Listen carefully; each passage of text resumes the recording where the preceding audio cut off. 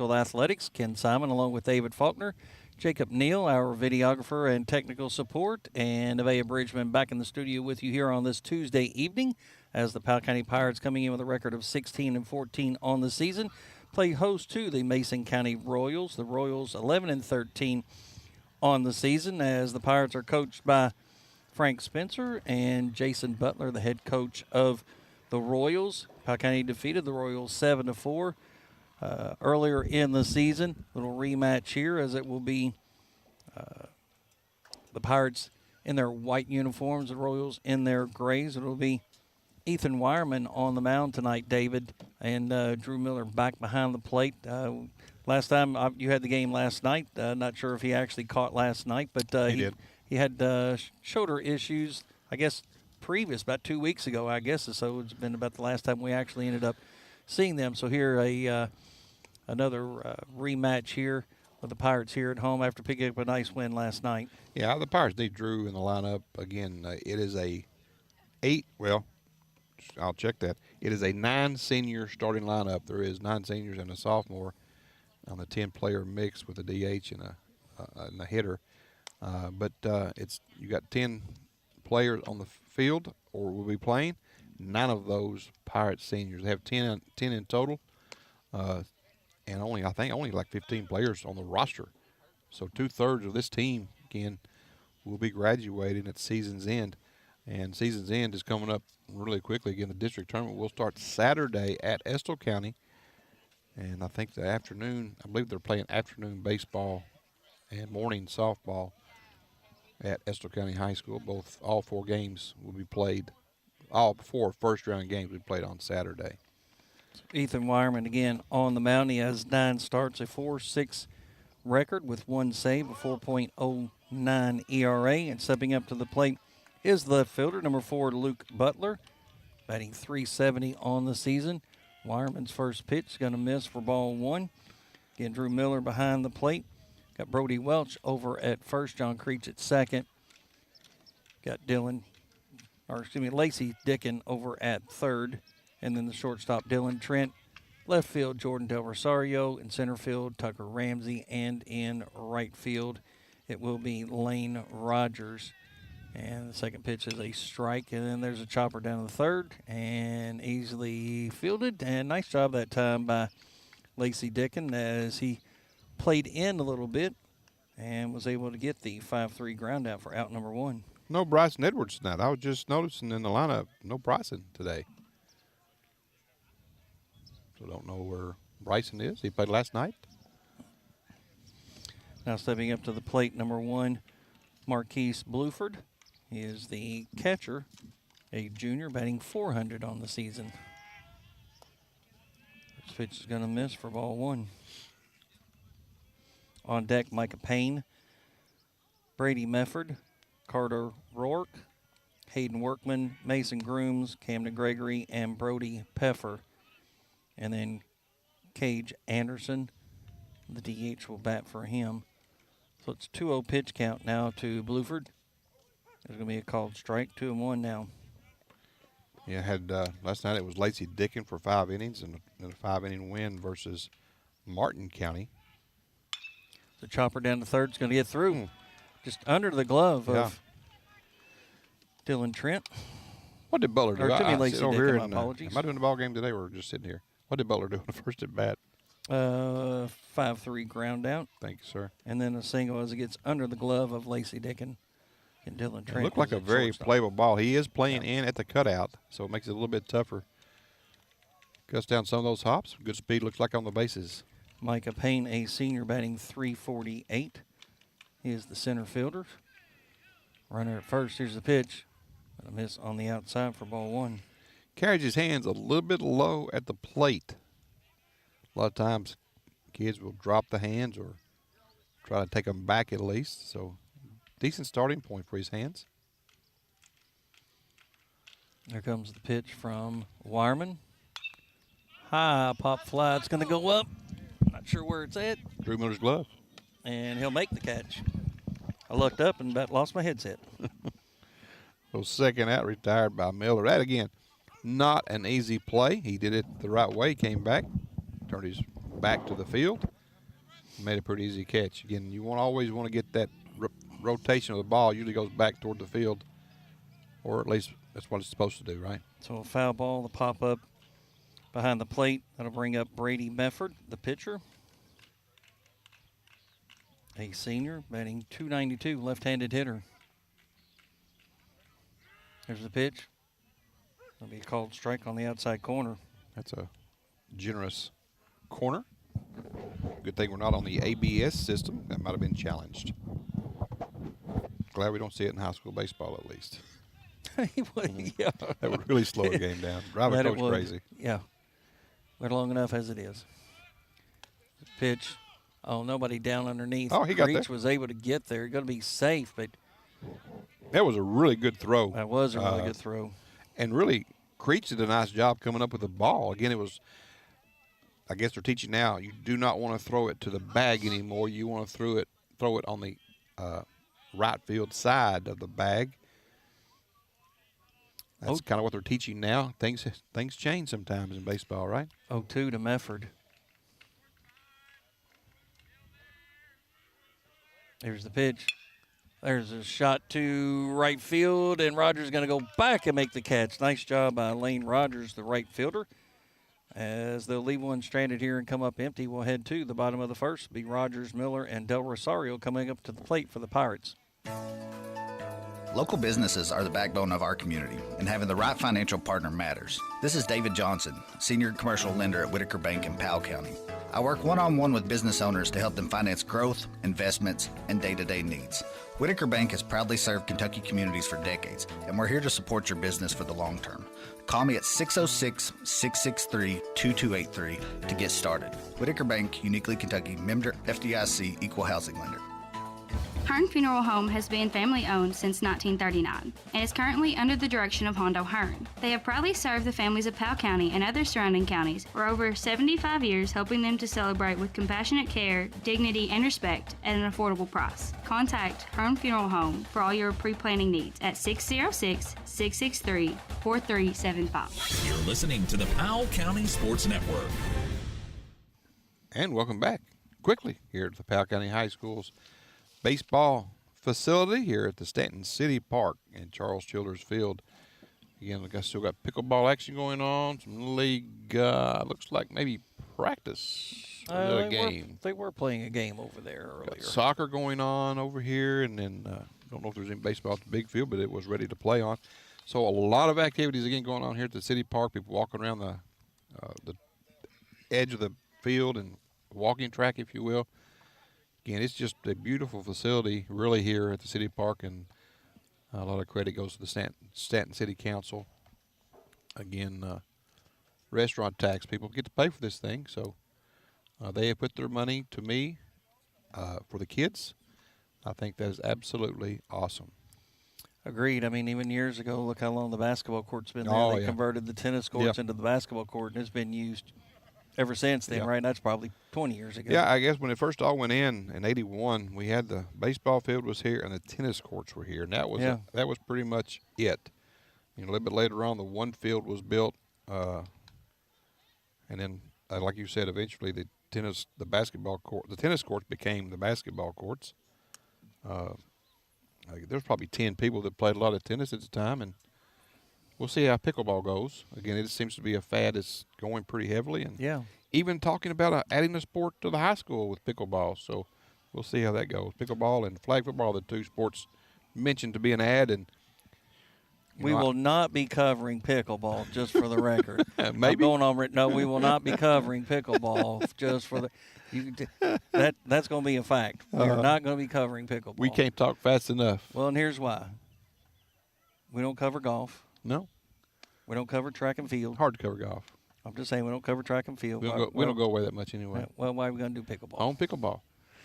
I mean, Carl hits a shot over the net. I don't know. How do you do play-by-play? Listen, that's what got us started in volleyball. I did a game, I don't know how many years ago that was. Girls Band Regional Tournament as we was played in Leslie County. I went up there with all plans of getting a good coverage and got up there and very little cell service and when you had to dial in and We've experienced that before up in that area. Yeah, the first time we'd ever covered a volleyball game, people kind of laughed at us. And years now, we got 3 or 4 different crews covering games. I'm not talking about us, but 3 or 4 different other sources covering the volleyball now. So it's grown. Again, that's another net sport that's you figure it out. But yeah, I'm like you. Pickleball is. Even tennis would be a little bit easier than pickleball because that thing gets back at you quickly on that pickleball. You're right. So, again, Brady Mefford, the pitcher. Behind the plate, Marquise Bluford. Over at first base, Mason Grooms. Big lefty, by the way, in Mefford. Second base, Cage Anderson. Over at third base, Hayden Workman. Shortstop, Carter Rourke. First pitch to Lane Rogers is going to be a called strike. Left field, Luke Butler. Let me finish that up real quick. Go ahead. Luke Butler, Micah Payne in center field, and in right field, Brody Peffer. You took a break, and I thought you just finished. So it's my fault. I had to breathe. Oh, I forgot. Yeah, left-handed. We saw one last night from Martin County. The kid that came in was an 8th grader, but not as tall. But Powell kind of got some good swings against the lefty last night. There's a chopper down to third. And a high. Oh, big collision at first base. It was a big collision, yep. And the first baseman was set and make sure of the contact, and Lane wasn't going to slow down. No quitting that young man. He plays football, you can tell. That's going to be a 5-3 ground out. Nice play by the third baseman. Yeah, Workman. And last night we saw a really nice play by the third baseman in this game from Martin County, and threw home. Bases were loaded, and that's what ended the game. Was again the play. Got the player at the plate. The catcher turns, fired to first, try to get the double play, and threw it down around the foul pole. So, still trying to get some things wired out over at first base. I think he might have got his glasses bent or something when he flew off. But well, he kind of impeded the line enough there that it was a high throw. Brought him off the bag a touch. Yep. Again, Drew Miller up at the plate for the Pirates, and foul ball. Man, that didn't miss by much, though, going down the first base line. Miller batting .293 on the season. And a lot of these averages, when we first started, Ken, they were not really good batting average. Below but a lot 200. of them have ticked up. Yeah. So the Pirates are doing a good job the second half. Here's the pitch. There's a strike. Yep. 0-2 now the count to Miller with Jordan Del Rosario, the left fielder, on deck. Can you think seeing a lefty last night and one tonight? It should help a little. They went through at least one time through the lineup. Swing and a miss. He'll get the strikeout. That was a nice tailing fastball right there by the pitcher. Getting a pitch right before that was just a good slow curve, and threw Drew off and come back with a hard moving fastball that had a little fade on it. Nice pitch. Jordan Del Rosario batting .238 on the season, the left fielder.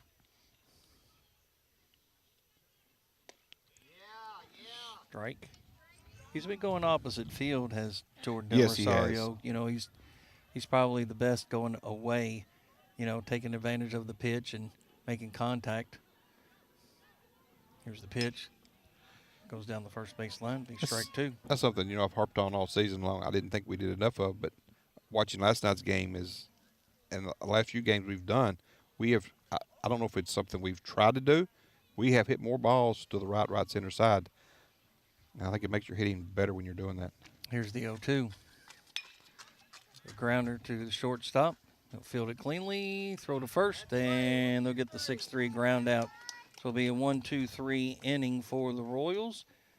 We'll step aside here and come back top of the second here on the Powell County Sports Network. Parents trust the emergency department at Mercy Health Markham and Wallace Hospital when their children hurt. When an emergency strikes, we are right down the street and ready to help. We offer full-service emergency care 24 hours a day, 7 days a week. We have X-ray, CT, and lab services on site for assessing, diagnosing, and treating patients quickly. The emergency department is a level 4 trauma center. You can expect expert care, quicker treatment, and improved outcomes. Choose the emergency department at Mercy Health Markham and Wallace Hospital in Irvin. At Powell County Farm Bureau, James Dennis and Anna Tipton offer unmatched dedication and personal attention. If you're looking for a specific insurance product, they offer auto, boat, church, commercial, earthquake, farm, flood, health, home, life, mobile home, motorcycle, umbrella, and more. If you need it insured, stop by and see your insurance company. That's Powell County Farm Bureau. Big on commitment. Located at 170 Court Street in Stanton, or call them today at 606-663-2222. That's Powell County Farm Bureau. Big on commitment. You're listening to PCSN. Welcome back here to the Powell County High School's baseball facility. Again, we are getting ready to go to the top of the second inning. So far, one hit on the game. That was for Mason County in the top of the first. Powell County up 1, 2, and 3 for the bottom of the first. So we are scoreless going to the second, and it will be Ruark, Workman, and Grooms up for, what is Mason County? The Royals. I knew that. Royals, yes. So Again, a team that we just hardly ever used to play, but now they're in our 2A. Seems like it's something we've added. I liked actually when we even played in football. I felt like us, Pendleton. Who else do we have up in there? Yeah, it was Mason and, of course, Lewis. But Lewis, yeah. Pendleton, there's a grounder to the shortstop. Oh, and it takes a sideways hop. Yeah, it sure did. I think it's a play you got to make. We'll call that an E6 on that one. Might not be too kind, but I think it's a play you square your body up to. I know what he's trying to do, get his momentum going, but when he did that, it took a side bounce a little bit away from him. And, had a hard time playing it. So Hayden Workman now coming up to the plate. A senior batting .320. Big kid. Bet he's got some pop. Getting Ethan Wireman on the mound for the Pirates. A miss for ball one. That's something last night we didn't see a lot of, was a lot of balls even thrown by Lacey Dick, and it was just such a, to me, one of the best pitching performances I've seen in a while.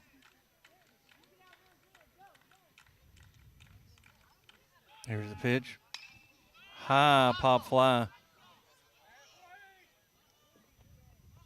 Shortstop will make the play for the Pirates. Hey, good job of the base runner to get a little bit of. He was probably far enough away from the base that something happens. He could have got to second base, but not too far to get doubled up. Now stepping up to the plate, Mason Grooms, a senior, batting .173. He's a big kid. First baseman. Well, that's why there was so much big contact while ago. He's a strong-looking young man. High elbow means he's going to drop his hands. Throw something high, he can't hit it. In theory. Strike. Good pitch that time by Wireman. I think it's the first batter he started off with a curveball, is it not? I believe it is. Way to mix it up. Over at first. Got a little bit of a lead over there. Brody Welch, the first baseman tonight, with Wireman on the mound. Chopper. Gonna take one. Double play. Got it. Yeah, great job that time by the Pirates. Nice job by Lacey Dick. And down at third over to John Creech, and then back over to Welch. So they'll get the 6-4-3 double play. We'll take a break here. They'll come up empty. You're listening to the Powell County Sports Network. Hello, I'm Kayla Carroll, Marketing Director for CG Bank. Here at CG Bank, community means everything. It's why we do what we do. At CG Bank, we are your hometown bank, and we are here for you because we are you. We are not here just building business, but building relationships. That's community banking.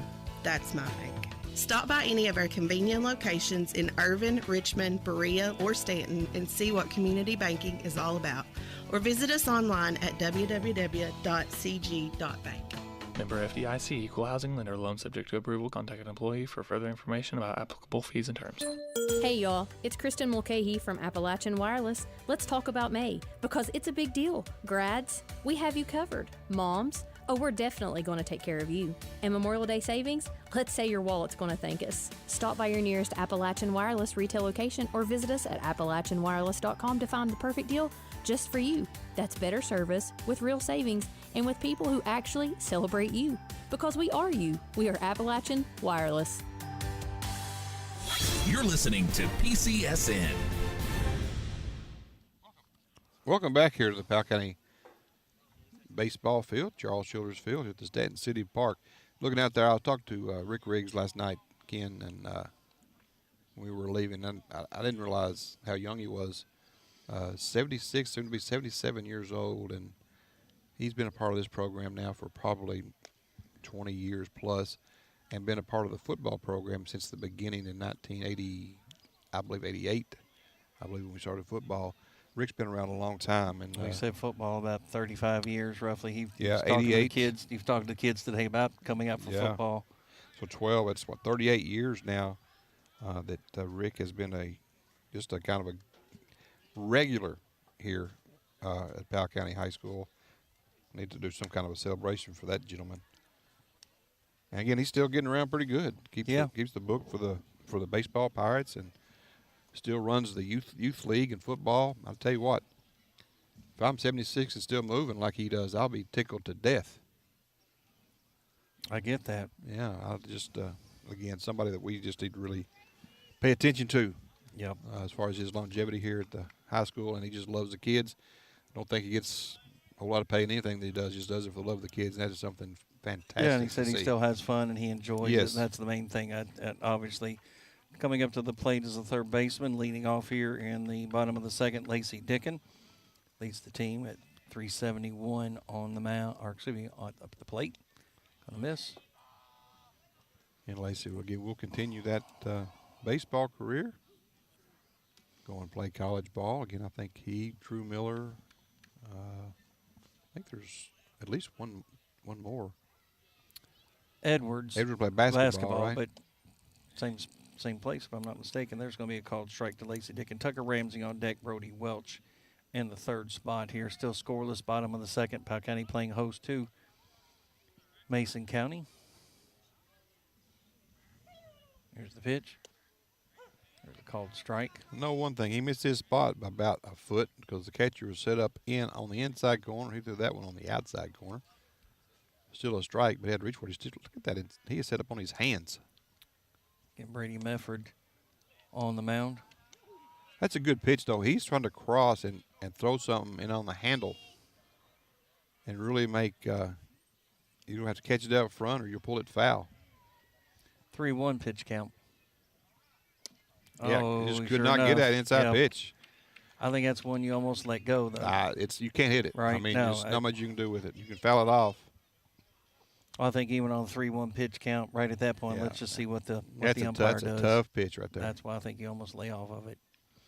Jam him again, and he'll get the walk. Nice job by Lacey Dickin. He'll get the first walk here. Yeah, it was definitely a good at bat, and you're trying to see what they did to Dickin, and you'd have to think that maybe they saw something in their first meeting that they wanted the ball inside on his hands, and that lefty angle coming in, you're really just going to have to fight that thing off.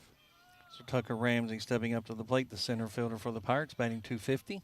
He's improved his bat as the season has gone along. Definitely. Lacey Dickin over at first. Here's the pitch home. It's going to get through. Tomahawk right chop. Right past the third baseman. So he'll get a single. I think that was on him before he knew it. Again, an awkward-looking swing, but very productive. It was more like a chop it, hack it early, and a ball, again, that was on the inside part of the plate. Here's a kid I'm interested in seeing how Welch handles it left on left. A lot of lefties can see the lefties well. Now, he is a junior. Brody is a junior, we don't have all seniors because Edwards is not here and Welch is in. So batting only 316. 8 seniors in the lineup. 316, the lefty coming up to the plate. Lefty against lefty. Going to miss low for ball one. I like that pitch. Again, Powell with runners at first and second. Lacey Dickin at second. Tucker Ramsey at first. Brody Welch up at the plate. Still scoreless here. Bottom of the second. Be a called strike. Hit catcher set up right where he threw it. I'm not sure it was any closer to the zone than the last pitch, but he hit his spot, and a lot of time that would buy the pitch. 1-1 now to Welch with Ethan Wireman on deck. Pirates need to get some runs across here. Going to go down to third, and he's going to mishandle it. And sure enough, that's I like load him up. You know what? I like what he did though. He really knew he didn't have a chance at any play, and he ran at third to see if Dickin would make a turn and try to get a tackle. That's a pretty heads-up play right there by the third baseman. Once he had the bobble, tried to make the best thing out of it. So now bases loaded, nobody out. The pitcher, Ethan Wireman, up to the plate. Now this is a time where Ethan can do some damage, help his cause. Yep, agreed. Nobody out. Got to have contact, look for a fly ball of any kind here. Pitch. Nice. Called strike. Again, that pitch started off the inside corner and cut back, got the inside corner. That's a really nice pitch. Tell you what, this kid locates it really well, Ken, for the most part. And got a lot of movement. That lefty movement's pretty cool. Yeah, the bases loaded, nobody out. Pirates threatening. They're going to get it down, squeeze play. We're going to get a run. The thrower would have first, and he did exactly what he needed to do. Nice job that time by Wireman. He'll get the sacrifice bunt, but he'll get the man across the plate. The old suicide squeeze play.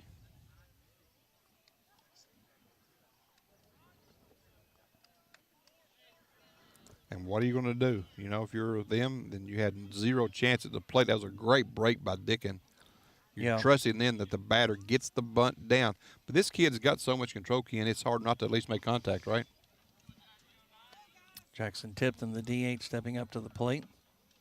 Pitch will be on the outside for ball one. Ramsey really trying to distract at third. Third baseman way off the bag, maybe looking bunt again. If you could push one down the first base side, you can score easily. I mean, Dickin was probably, what, 2/3 of the way down the line? Yes. Before contact was even made. Pitch on the inside. 2-0 now is the count. Yeah, he was. He would probably score. The ball hadn't even been picked up yet by the pitcher when he was already crossing the plate. So 2-0 to Tipton. Dylan Trent on deck. Here's the pitch. A miss high. 3-0. Does have first base open, but you do not want to walk the 8 or the 9 hitters, I wouldn't think.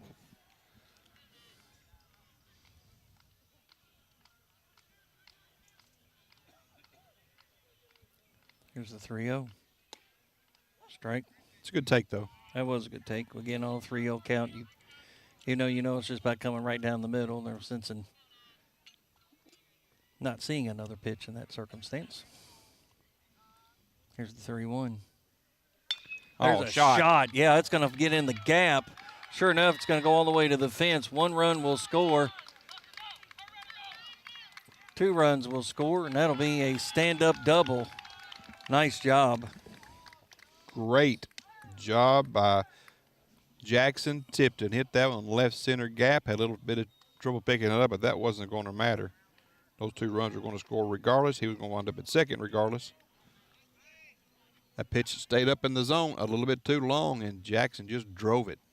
Nice job. So they get an RBI on Ramsey and Welch. 3-0. 1 out. Dylan Trent up the plate. Be nice to get another run. Miss on the inside for ball 1. He wanted that pitch.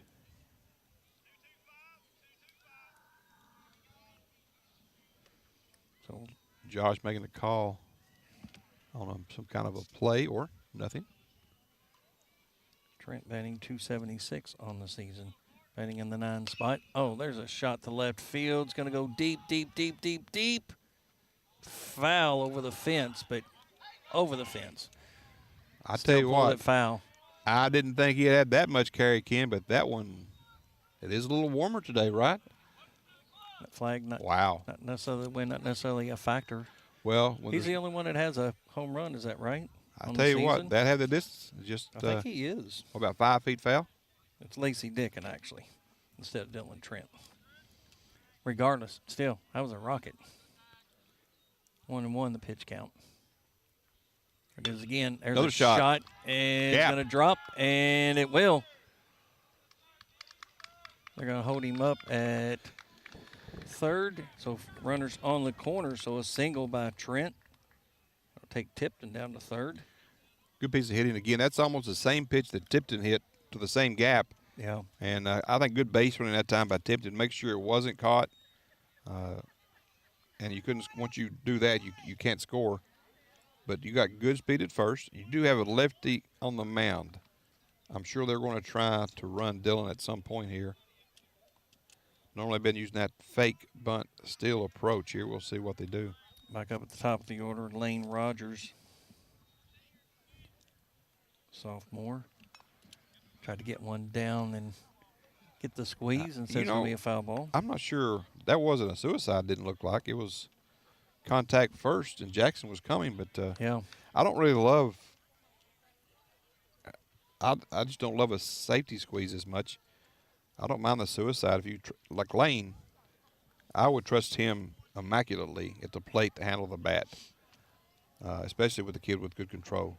Now, pitch out, you can't stop, you know. So an 0-1 pitch count. I'd let him swing away right here. Runners on the corners for the Pirates, leading 3-0 here in the bottom of the second. Just one out. Here's the pitch. And going to go right back. They got Jackson we're going to get off. you in a run out. And sure enough, unbelievable. Wow.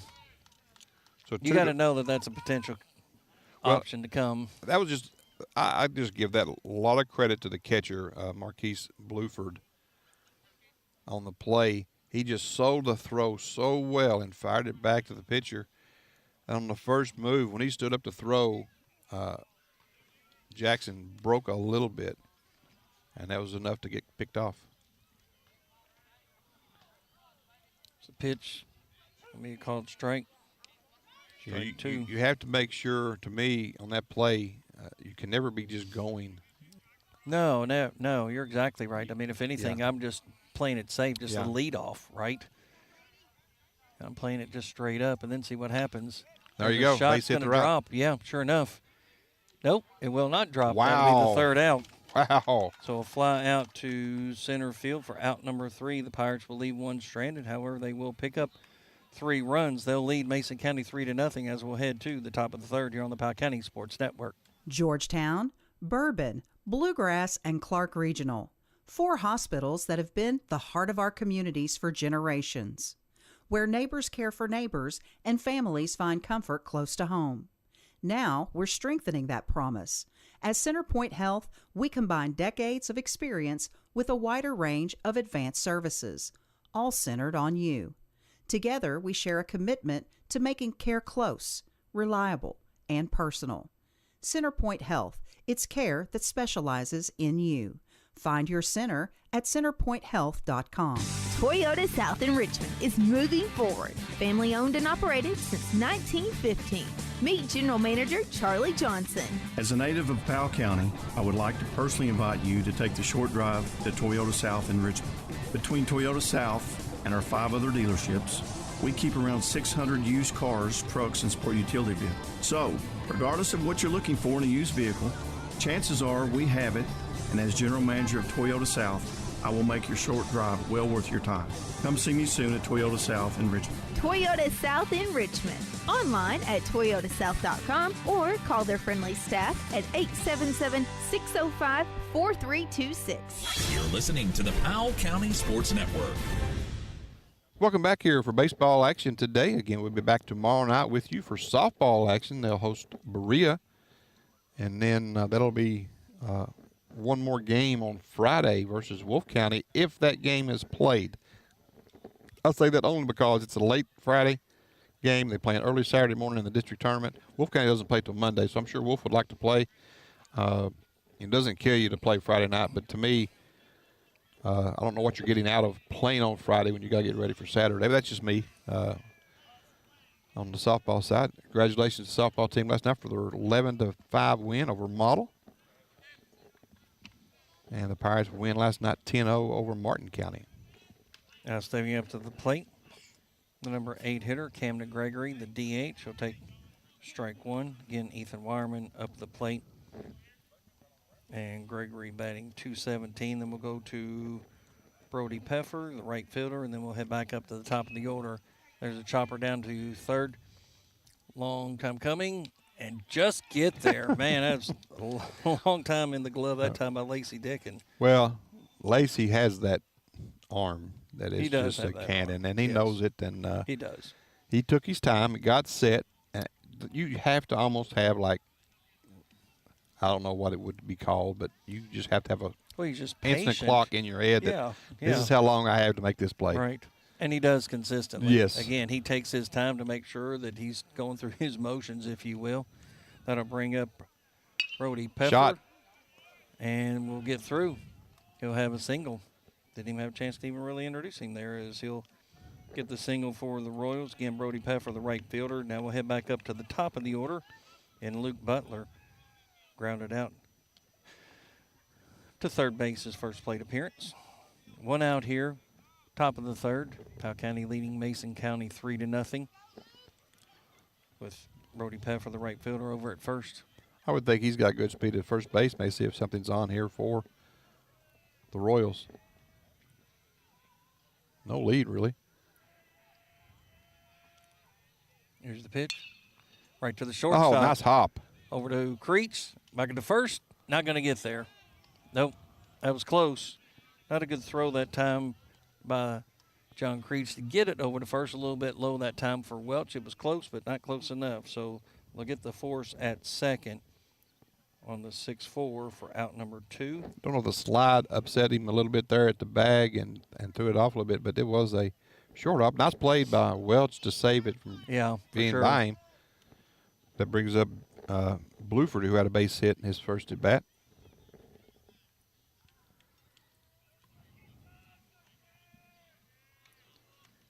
So runner over at first with 2 outs. Number 2 hitter, Bluford. There's a chopper right to the shortstop. Throw over to first, and look at the 6-3 ground out on the first pitch swing. So they'll leave one stranded, come up empty here. We'll head to the bottom of the third. Powell County leading 3-0 over the Royals of Mason County.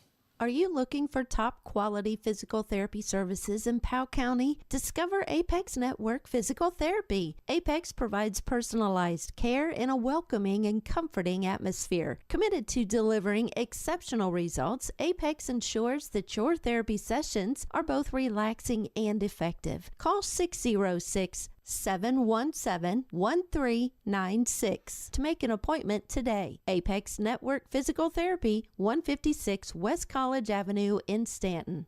Hearn Funeral Home has been family-owned since 1939 and is currently under the direction of Hondo Hearn. They have proudly served the families of Powell County and other surrounding counties for over 75 years, helping them to celebrate with compassionate care, dignity, and respect at an affordable price. Contact Hearn Funeral Home for all your pre-planning needs at 606-663-4375. You're listening to PCSN.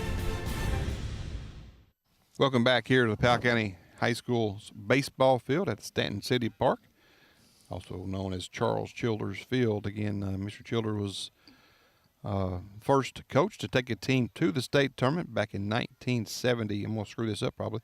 77. I was only a 7th or 8th grader at the time. Buddy David Goodwin was an 8th grader on that team. He was a starter on the 77 team, and he could always hit. Didn't matter if he was a 7th, 8th grader or not. I know David listened to our game last night. He sent me a text. I'm listening. Maybe listening tonight, but I tell you what, it's Charlie meant a lot to a lot of folks here in baseball. He coached, I think he got an early start back in the early 70s and was here through the early 80s, about 14, 15 years, and ran Little League at the same time. Then became mayor. Mm-hmm. He was an administrator to the school system, and while he was the mayor, he got this built. He was still coaching baseball and got the field built in '81. And the first time we played baseball, this was probably one of the nicest facilities in eastern Kentucky when it was first built. Only really one I would put ahead of was maybe one in Johnson County or Paintsville, up in that area. But this was kind of where everybody came to play. We had state tournaments held here in Bayboro or Connie Mack. It was always really cool, the tradition of playing here.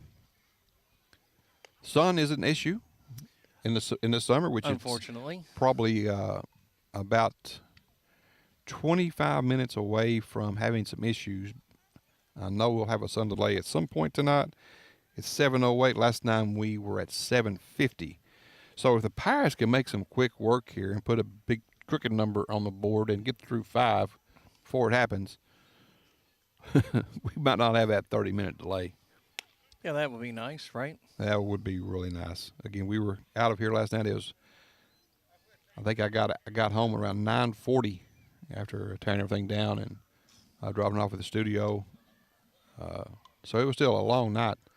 But didn't get started till 7. Maybe it was a little after 7. It was a late start to a later scheduled game. It was senior night last night, so they did all those activities before Martin County even got here. We had a late start in volleyball again. Yeah. Congratulations Yes. to the volleyball Pirates. They were regional runners-up for their back-to-back years. Got beat last night to a good Ryle High School team. Yeah, explosive team, right? Yeah, really good. But still, a nice job by the Pirates, though, again, to repeat as regional runners-up, as the pitch will be on the outside of Drew Miller, Del Rosario, and Dickin coming up here in the bottom of the third. Oh, I know runner on. That could have been a balk, but nobody's on base.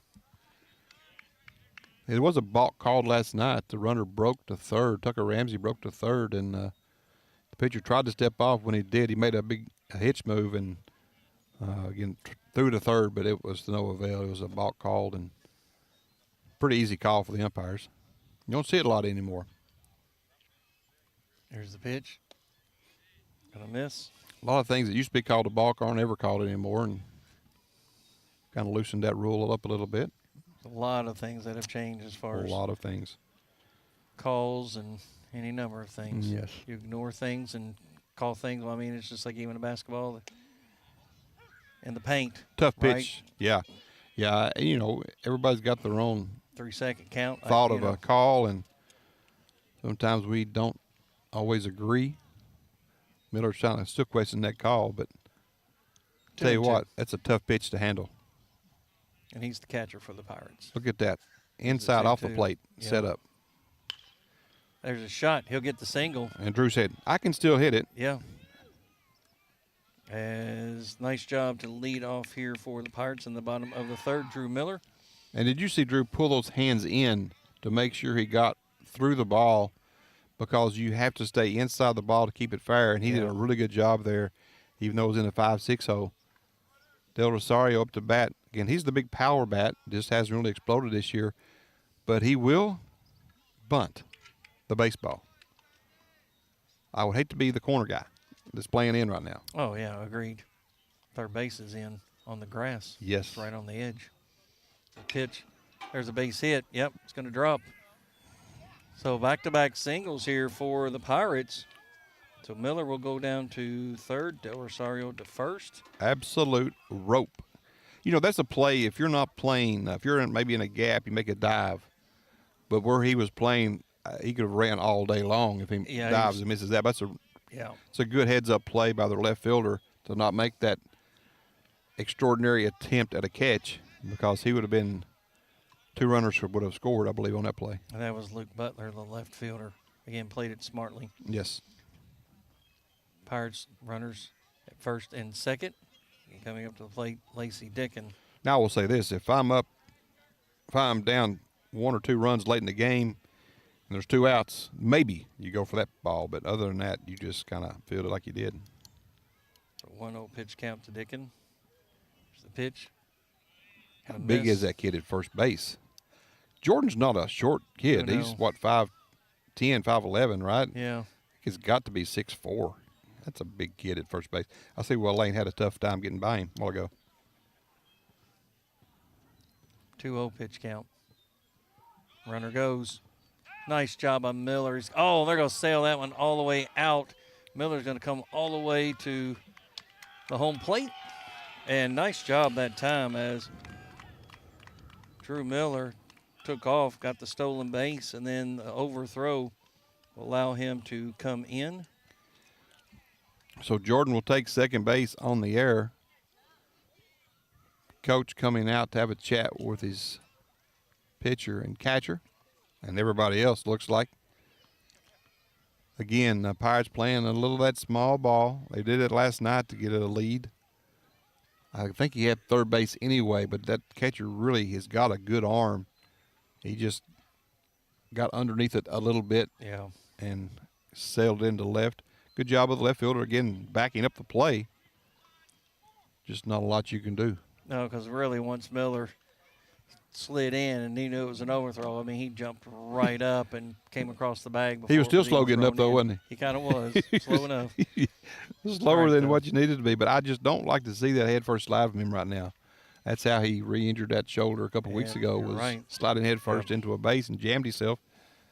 So you're 4 days away from your district game. You cannot afford to get yourself hurt now. So 2-0 pitch count to Lacey Dickin. Del Rosario down at second. Still nobody out. Here's the pitch. Called strike. Again, that little sinker that he's throwing, that moving, that tailing fastball, starts in on the hands and breaks across the middle. It's just a really nice pitch by Mefford.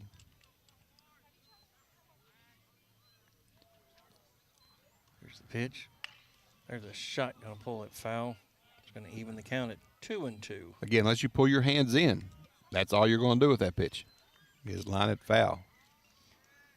They've taken off, again, we don't necessarily show the scoreboard, so it doesn't necessarily matter, but it's 2-2 is the count. They have it 0-2, but I guess they thought that he got on base or something. I don't know. I never know what they're thinking. Gonna miss on the outside, 3-2. Now, actually, they'll fix it. There it is. They walked him. So it's fixed now, right? Well, I only had it as 3, but okay, we'll take the walk. Somehow Umpire didn't disagree. No, I think their coach is going to come out here. No, I thought he was. Yeah, Nope. I had it as a full count. He's just calling a play. So Tucker Ramsey up had a single and a run scored. I don't think Tucker's bunting here. I would not think so as well. Well, I don't know. He's squaring around. Huh? Oh, and then he gets fooled with a curveball. Yeah, strike one. If So you he wanna- squared around, and then when the pitcher came to it, then he And you notice threw a miss. they did not bite. No, But not at all. here's a good time now if you want to try this. The fake bunt. Go ahead and put it down, and I don't think they come in to play it. Got to be prepared for it, though. You do. And he's going to get hit. Nope. The runners will advance. I thought he got hit by the pitch, but instead, It Del sounded Rosario, weird for it sure. did. Del Rosario down to third, Dickin down to second. Frank looked at him. Did you get hit right there and you're not taking your base? Tucker wants to thought hit. he did. He very well could have. What are we doing? No. I think the home plate umpire, he may have heard us talking over here. Listen, I thought he did. It sounded too odd. I thought it went off of his shoe. I think he hit him because I think he's just trying to play it off back here. Yeah. Josh Bagley looked at him. Take the base and load him up. Probably not going to change it. Well, I mean, again, the field umpire, listen, a lot of times it's easier for the field umpire to see that.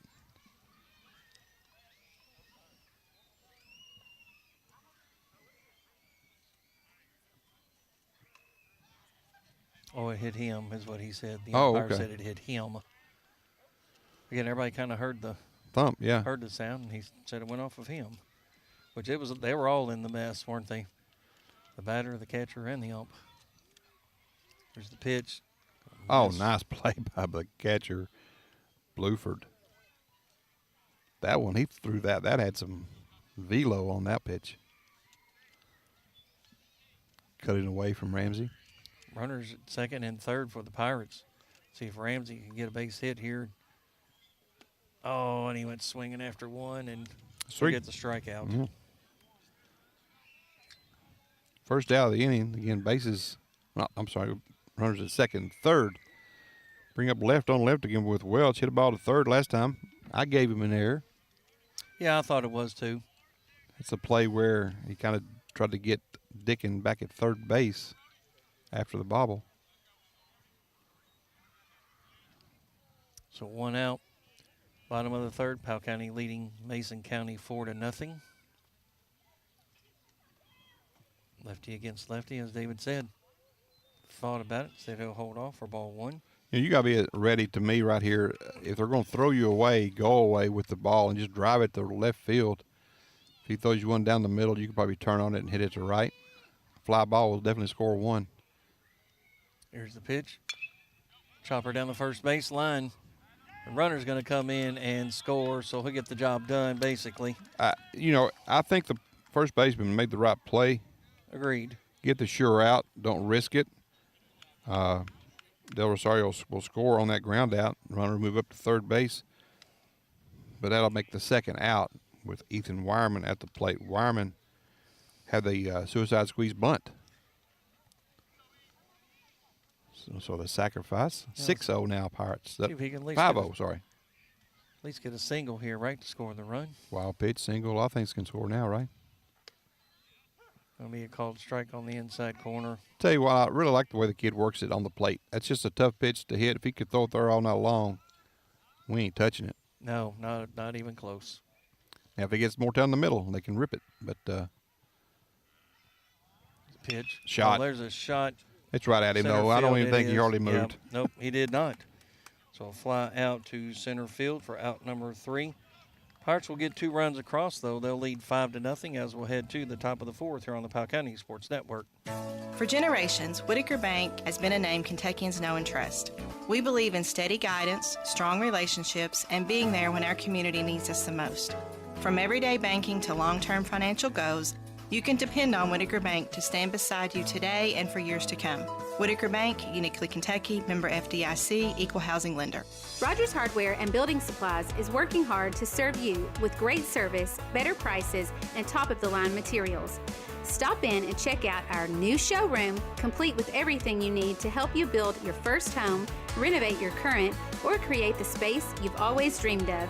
We'll help you find what you need to build from the ground up or to bring new life to an old space.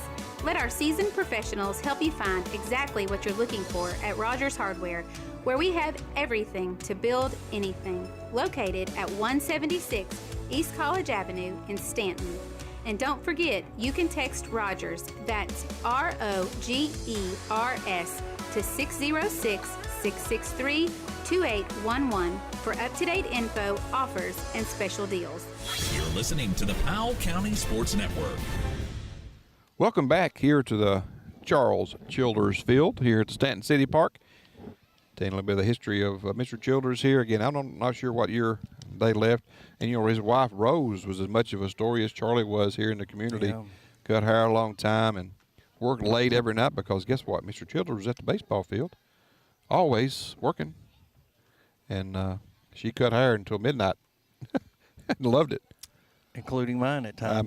Mine as well. I'd go down there and hang out with Miss Rose forever. She ended up going to Lexington. Yeah. Yep. And, you know, she would always be on the cutting edge of whatever technique, whether it was the lighters, you know what I'm saying, the scissors, not the scissors, but, I don't know, some kind of blade or something that she would do. I mean, she was always going to But weren't they just things. stalwarts in the community, though? I mean, it's just 100%. Great people. Yeah. We'll start off with Micah Payne, Brady Mefford, and Carter Rourke. First pitch to Payne is going to be a ball. Powell County leading 5-0 now as we're heading to the top of the 4th. Leading Mason County up the plate. It's going to be high. Okay, I'm going to say this nicely.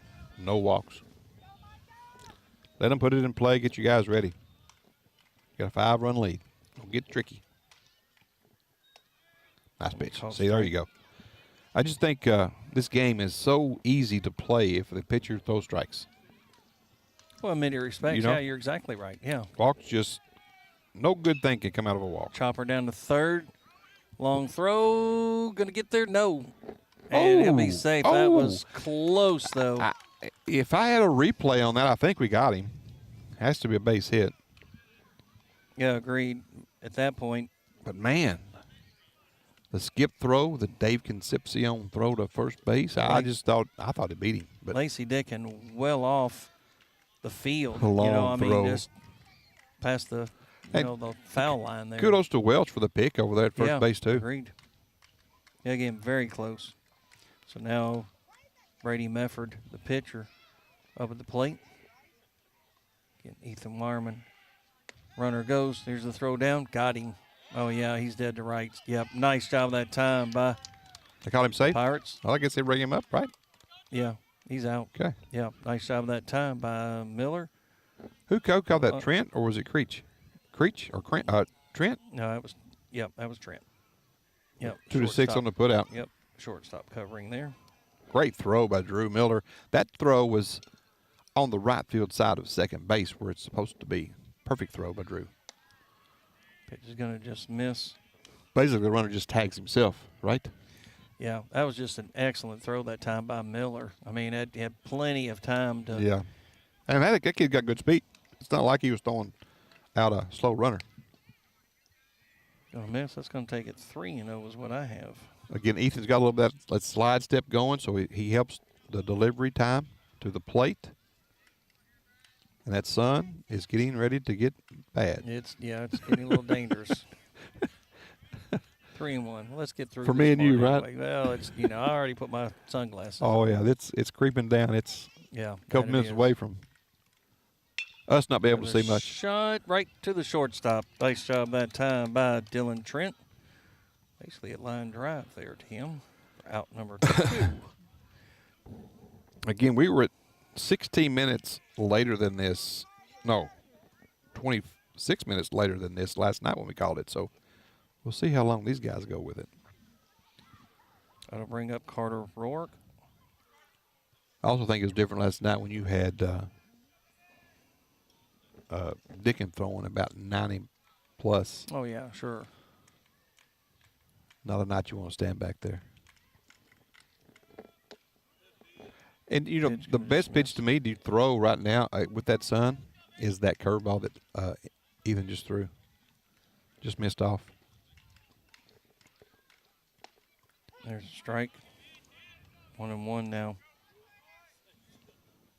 Same pitch, just a little better. Rourke reached on an error and then was involved in a double play. High pop fly. Ramsey's going to call it. A long way to go to get it, and he does. He covered a lot of ground as a fly out to center field for out number 3. Pirates will come up here in the bottom of the 4th, leading 5-0. We'll take another break here on the Powell County Sports Network. Mercy Medical Clinic of Powell County, a service of Markham and Wallace Memorial Hospital, is personal primary care for you and your family. Receive the best care from highly trained physician Dr. Julie Kennan and family nurse practitioners Sandra McCoy and Felicia Estes right here in your community. Mercy Medical Clinic of Powell County, located on Irvin Road in Clay City, is convenient primary care with same-day appointments. Call 606-663-2153 to schedule your appointment today. New patients are being accepted. Trust Mercy Medical Clinic of Powell County. Friends and family caring for friends and family. You deserve a bank that truly values you. At People's Exchange Bank, they pride themselves on providing personalized service that other banks just can't match. Whether you're needing a checking account, a home loan, or financial advice, our team of local professionals have you covered. Visit 53 East Pendleton Street in Stanton or visit them online at pebank.com. Join their family of satisfied customers today and experience the hometown difference at People's Exchange Bank, where banking is about you. People's Exchange Bank, member FDIC, equal housing lender. You're listening to PCSN. And welcome back. And Mason County coach is out now looking, and catchers, I think, complained to him. He having a hard time picking up the ball right now. And again, I think sometimes it's worse out of the left-hander's hand where the angle is. It is. I have my hat on. If I just look up just a little bit, it's. Coach still complaining. hard to Umpire saying it's our call, and it is. It's up to the umpire at this point.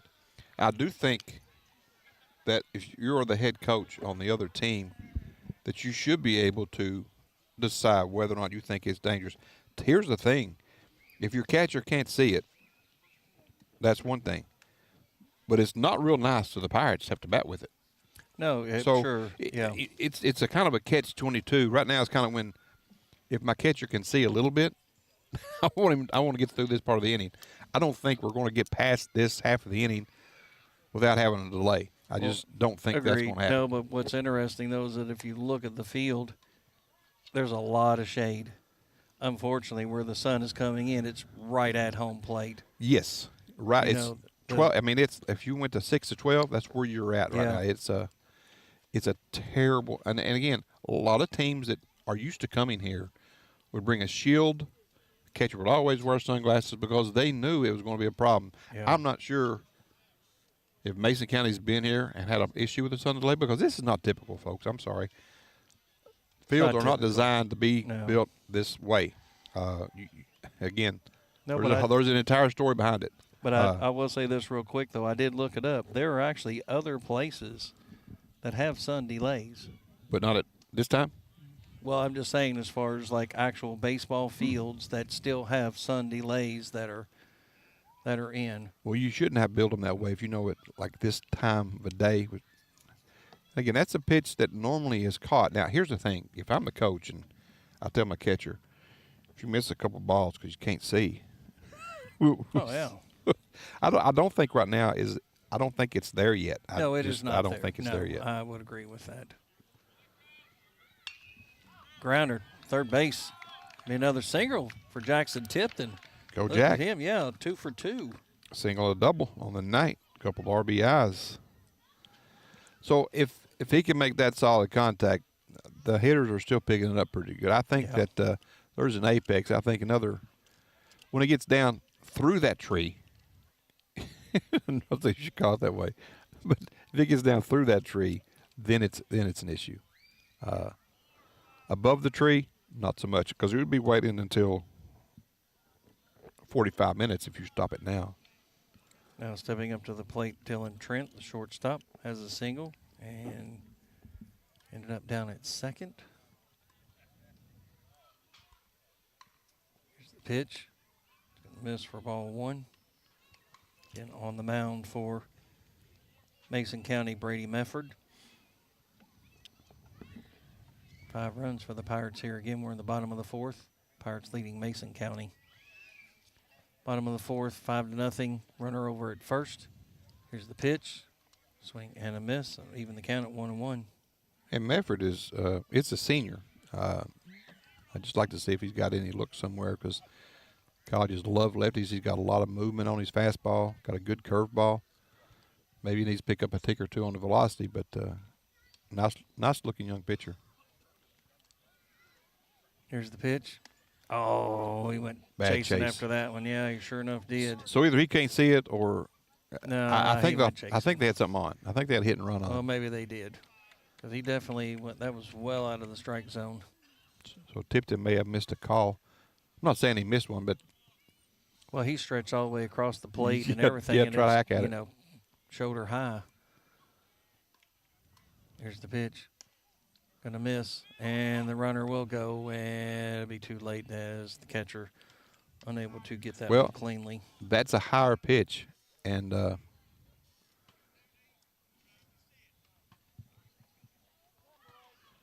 we're a delay. So that ball, catcher said that I lost it in the sun.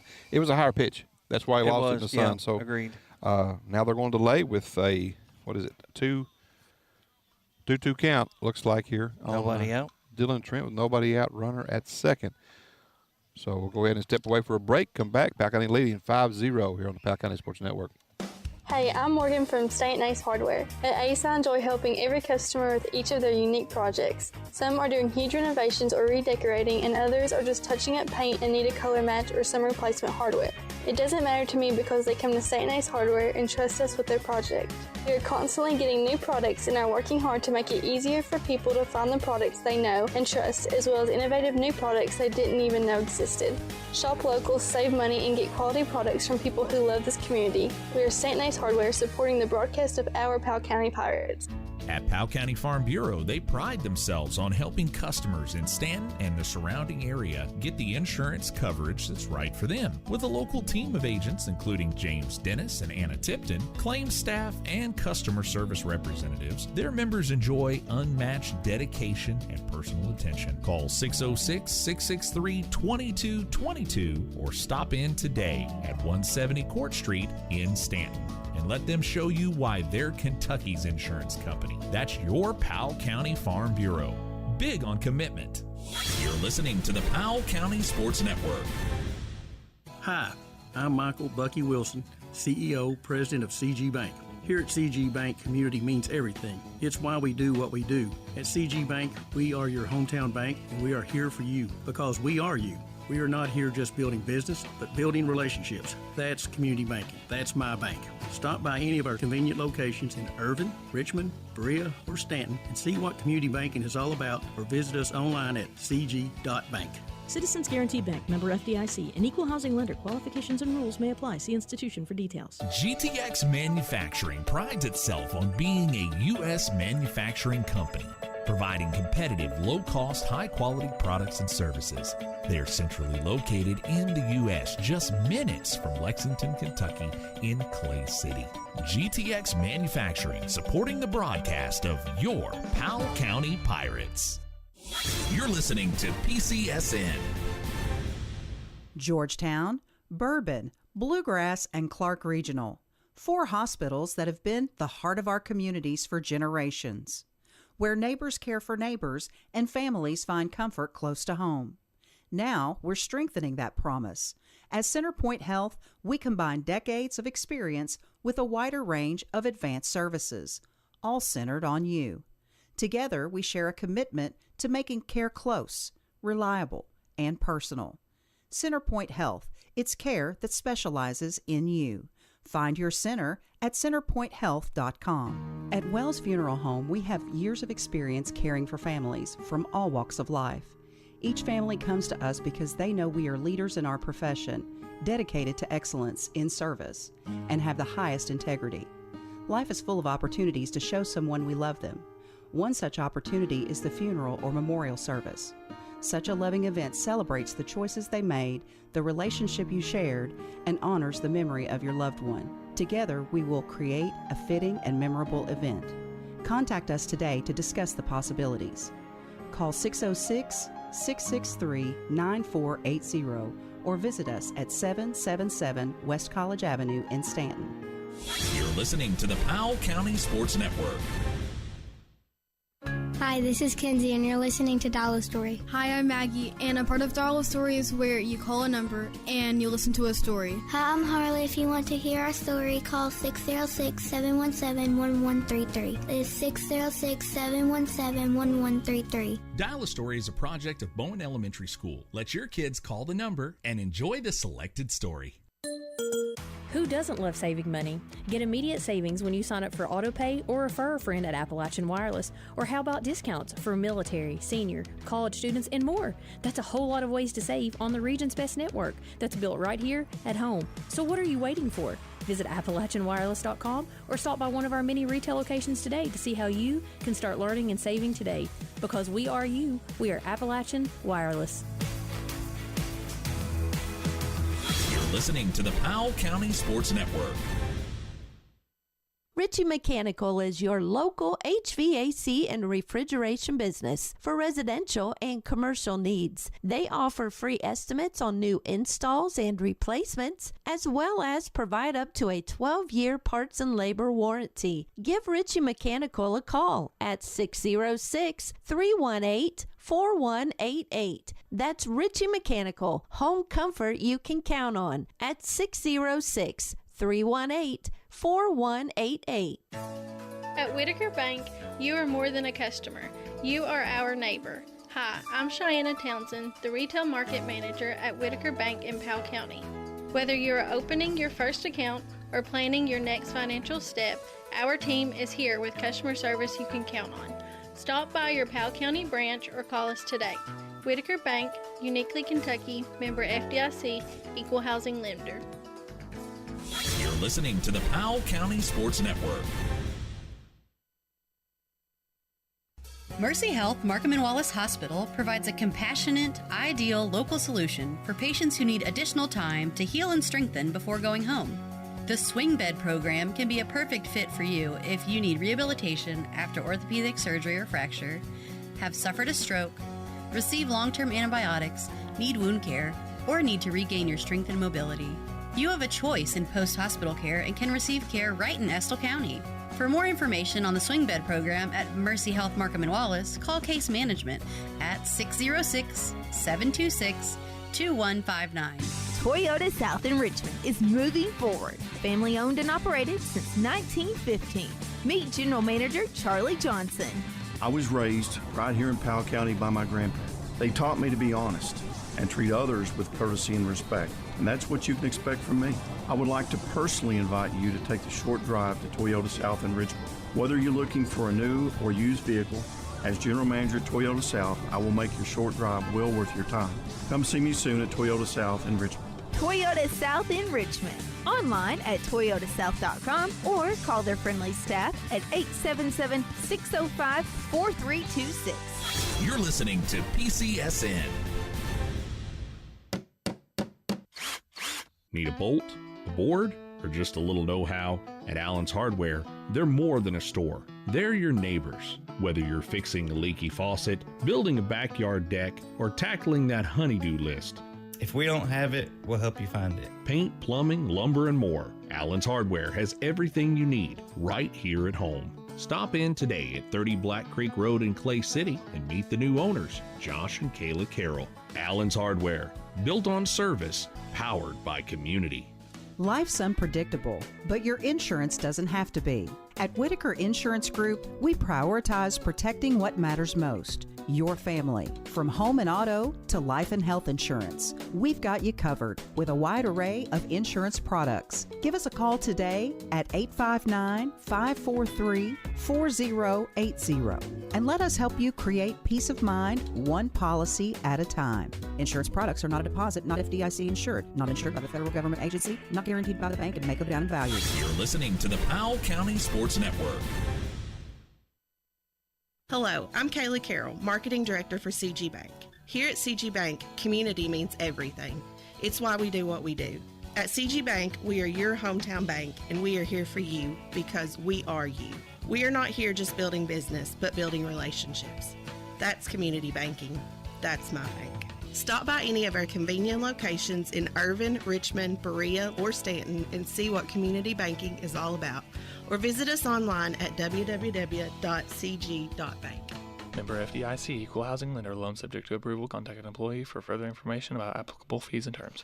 Protect Security are proud sponsors of your Powell County Pirates sports. You need to check with Monty from Protect Security. There's no install charge on the base system. No phone line is needed, so all you have to worry about is a small monthly fee. They can install cameras. They can do full home automation, fully interactive so that you can lock your doors when you're away from home. That's your local security company. Protect Security, keeping your home, business, or other location safe and secure. Give them a call today. 663-9348. You're listening to PCSN.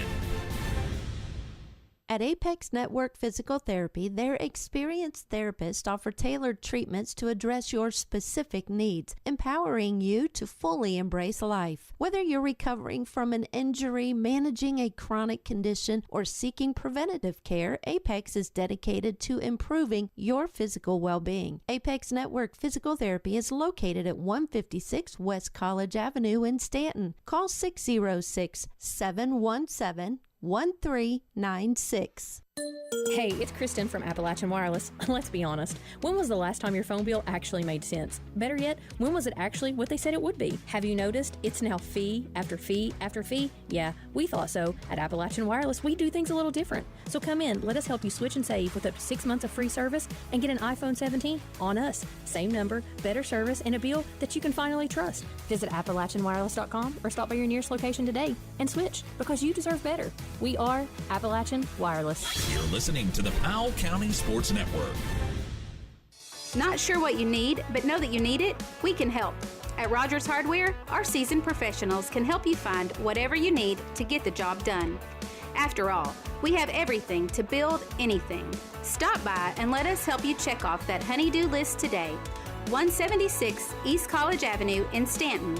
And don't forget, you can text Rogers, that's ROGERS, to 606-663-2811 for up-to-date info, offers, and special deals. Thomas and Jason Ritchie started Ritchie Mechanical right here in Powell County, and today they are serving homeowners and businesses across central and eastern Kentucky. Ritchie Mechanical is committed to doing HVAC the right way with personal service, honest communication, and real expertise. Call Ritchie Mechanical at 606-318 606-318-4188. That's 606-318-4188. You're listening to the Powell County Sports Network.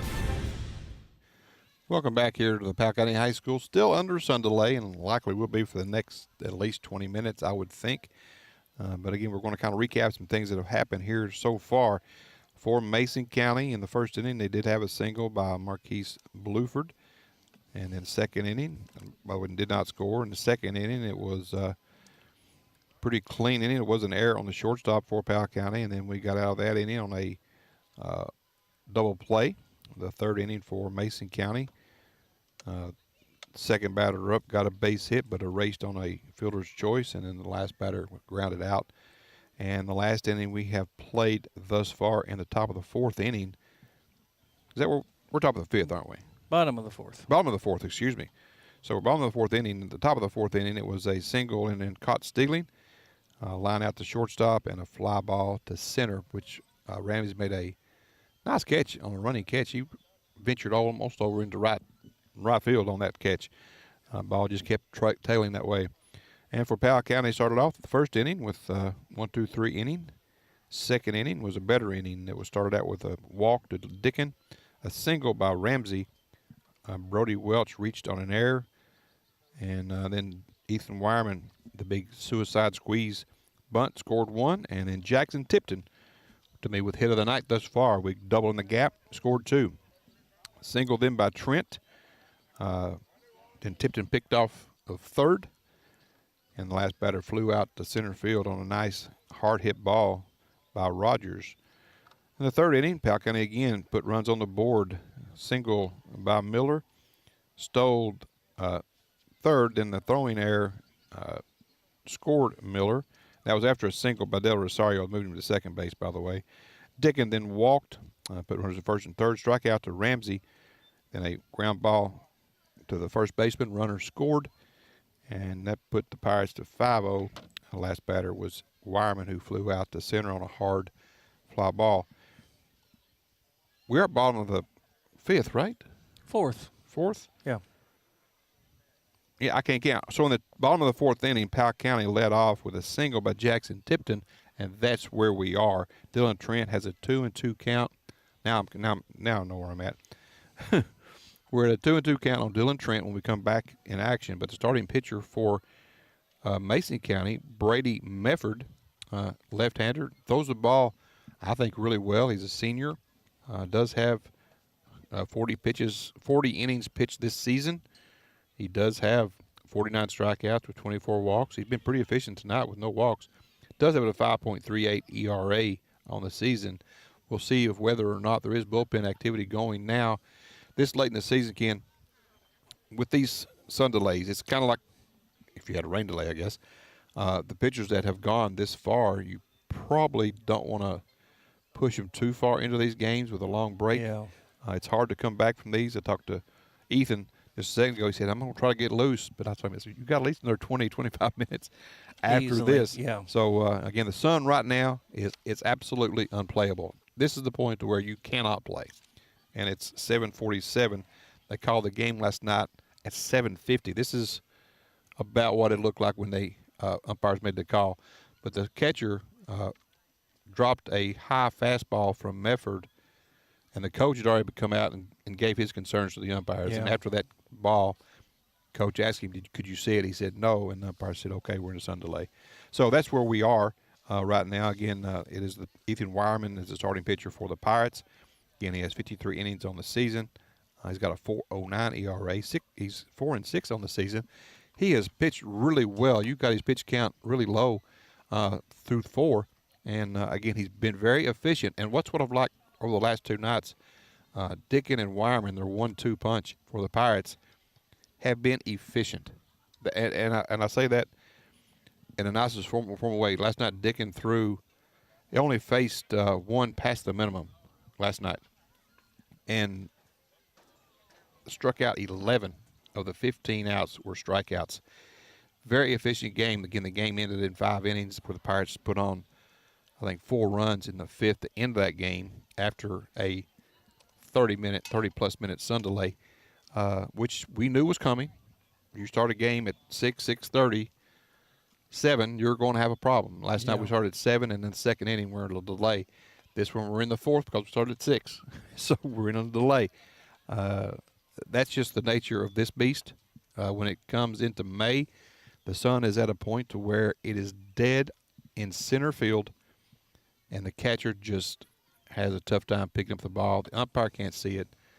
And in a few minutes, when it gets down a little bit lower, Ken, if you have a lefty pitcher, it's coming right off his arm slot. Oh, of course, yeah. You will not be able to pick again, the that up. right-handed pitcher, maybe you might get by with it, but again, the glare is so bad. Last night, I had such a hard time even looking at the field. I couldn't pick up the baseball for about 2 innings. I thought they were about 10 minutes late on the call last night to call the sun delay, which would have made it 7:40. We were at 7:32 when this one was called, so I think it was probably a couple minutes early. You're definitely in the time frame. Again, they restarted last night at 8:15, and I think they should have probably waited another 5 minutes. So just by my math, looks like to me 8:15, 8:20 is probably when they get started back. I could be wrong, so who knows? Again, that's what we're here for, to kind of tell you what's going on here at the high school. Regardless, 20 to 30 minutes. Yeah, more still yet to go. Please stay tuned. And again, if you want to go get something to eat, snack on, whatever you want to do. Well, here I got a history lesson for them if they want to hear that. Let's go. Well, I looked it up. These are actual notable fields with sun delays. There you go. The Wacona Park in Pittsfield, Massachusetts, famous for being one of the only stadiums in professional baseball to have regular sun delays. Built in the 1890s before night games, the park faces west, causing 20 to 30-minute delays in the summer while the sun sets behind the center field trees. Sounds very familiar, right? Exactly what we have here, And except then we weren't built in the 1890s. There you go. Now there's also the Sam Lynn Ballpark in Bakersfield, California.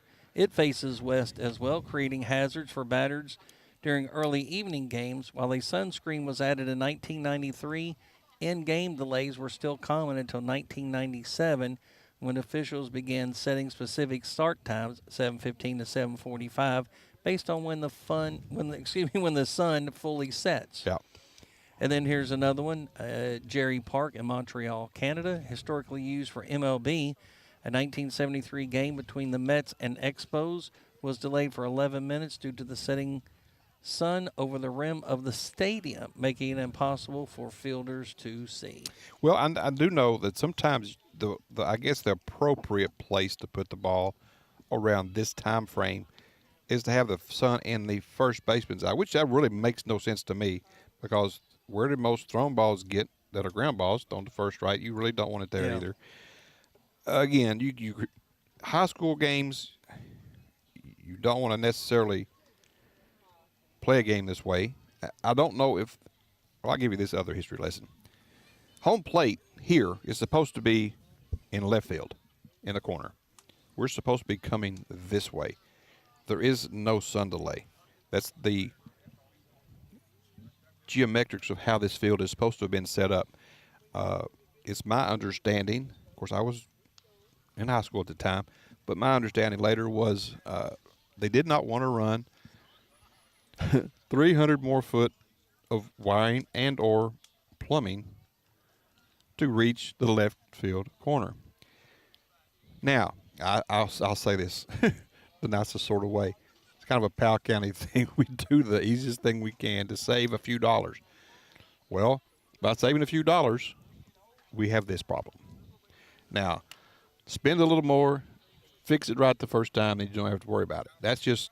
Well, now the cost would be far too much. Far too much. You can't really change it now. I mean, you have to move lights, poles. Everything has to be reset. Yeah. So you can't really do anything about it at this point.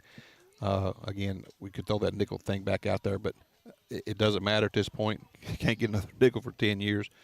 The school board can still raise your taxes 4 cents per year. But right now, the nickel has failed, and I don't think you can apply for another one for 10. I think it's 10 years. I'm not sure about that. But, again, a lot of free money was kind of wasted, I think. And this is a nice facility. The school doesn't own it. The school can't control what happens on it. there are a lot of issues that can happen because of that, as far as Title IX issues that could happen. If there's improvements made here, then there should be equal improvements made at the high school field. So if the city wants to spend $50,000 here on this complex, somebody's got to spend about $50,000 over there, and that's just, it's not really feasible because the school doesn't have the funding that the city has with their tax money. So I'll make a long story short, it's very difficult for that to happen without having school control of all the resources. So that's just kind of my take. Also, you had turf fields if you build a new facility. Then you have like 4 hours per me, 2 to 4 hours per day of less upkeep. So there's no lines to be put down, no field to be watered. Get your dirt where you need it to be. Again, they watered it pretty good last night to get it ready for today, but this thing needs to be watered down big time prior to the game just to get it to where it's really nice. But again, beautiful facility. But they had to throw the sun into center field, which only in May does this really bother us. So as it goes deeper into the summer, it's still a problem. There is a point where it doesn't matter later on in the summer as well. But this is kind of our normal here at the Powell County High School field. It's a city park. Again, Charles Childers Field. I guess Mr. Childers may have not stuck around here long enough of an evening to figure out that's where the sun was until when they said, no, we're not going to the left. Coach is going to look at the sun right now and see that that's oh, no, it's still not playable. No, it is not playable. That's my take on it. Right now, if we can't see, they can't see. Umpires are coming back out to have a convo. Coach Spencer, talking to their head coach, said, boys, it's not going to get much better for at least a few minutes I'm here. going to throw this out. It says that the older stadiums, it says while modern ballparks are built with the batter facing east, away from the sunset. Yes. Older ashtray-style stadiums are those constrained by city layouts, often faced west. And it says that old-timey sun delay is a unique scheduled occurrence at the few venues mentioned above. So there's 3 that we know of that have been around for a while, and let's just throw in the Stanton City Park field. I think it should be. That's another There's Can not we get on many, that list? There's not many modern facilities, and I call this a modern facility because it was built in 81. Not that old. It's 45 years old, I guess. But is my math right? Yeah, 45 years old. It's the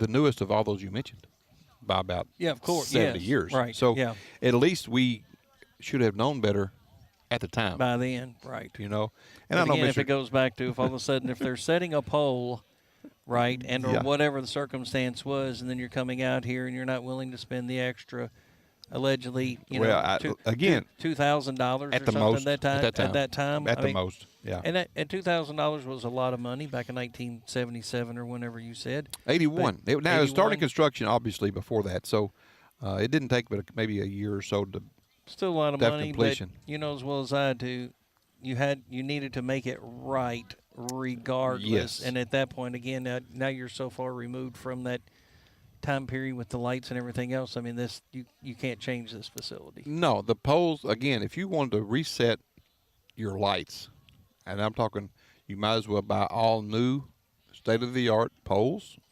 We've got decent lighting up now, but you having to buy new state-of-the-art stuff, just the lighting would probably cost around $1 million. The backstop, obviously, would be just tear it down and start over. You may as well build a brand-new facility. You're really not correct. There is no way really to start over with what you have. Yeah, you can move home plate. Yeah, you can do whatever, but nothing lines up. No, because your whole configuration, everything. I mean, your lines from if you go to left field and put home plate there, now as far as down the line, you've got a curved. Now people that want to say, well, you can make it anyway. No, you really can't. It's just, it doesn't work. The lighting is set so precisely that when they go up, they shoot a certain way. So many lumens of power is what they have, and they need that for what is it, candle power, candle, whatever it's called. Anyway, you need X amount of whatever that is to cover this field safely. And if you want to play a game safely and the right way, you would have to build a new facility. And you might be able to get by with a little league field. Maybe. I mean, I'm just saying, Yeah. right? You know, I mean, play during the day with no lights. Correct. Right. Yeah. Yes. I mean, Yeah. at that point, I mean, you could change it, but what's the point in that? Because now you're completely changing just that. Well, I'll just even go back. I'll even go back to the '80s for this again. I know when I was a senior, junior, sophomore, I think all through my high school career, I remember in 1979, I believe it was, we went to Lee County to play a district tournament at their old field right there at the campus, and we got out of school at 11. We played at, I think, 12:30, 1 o'clock. Took 5-6 buses of students up to the old park. Again, we were a pretty good team even back then. And Lee County had a nice program going on. But man, the school everybody was out at 12. You know, we would go practice at Lions Club Park, and we would leave at 2:30. We usually had study hall in the afternoon for baseball, and other sports had the same kind of thing. They'd practice early. You know, now people would throw a fit because you're losing instructional time. You know, Oh, and I get it. yeah. I get that part as an educator. But back then, I think we did fine in school. But you had only so much light in the day to get your work in outside of school. It also allowed a lot of the athletes to get a job, work a little bit as well. And there were a lot of perks to that. You know, if you're a high school athlete now and you're playing basketball and you're sharing a gym with 4 teams in the winter, you could have the 3:30 time, the 5:30 time, 7:30 time. How about the 9 o'clock time? That's much worse to me, to keep the kids out at that late of practice time, to get everybody in. And if you add sports, that's all you're doing. And those nights get long. And you know, to me, the time at home for the kids to rest or work gets hurt by the amount of time that you have for practice because of lack of facilities for practice. And I'm not knocking our school system at all. They do the best they can with what money they have, which is why I don't think people realize the importance of what that nickel could have done. So many good things could have happened for our kids, but people don't understand practice time and how long these kids are out late at night.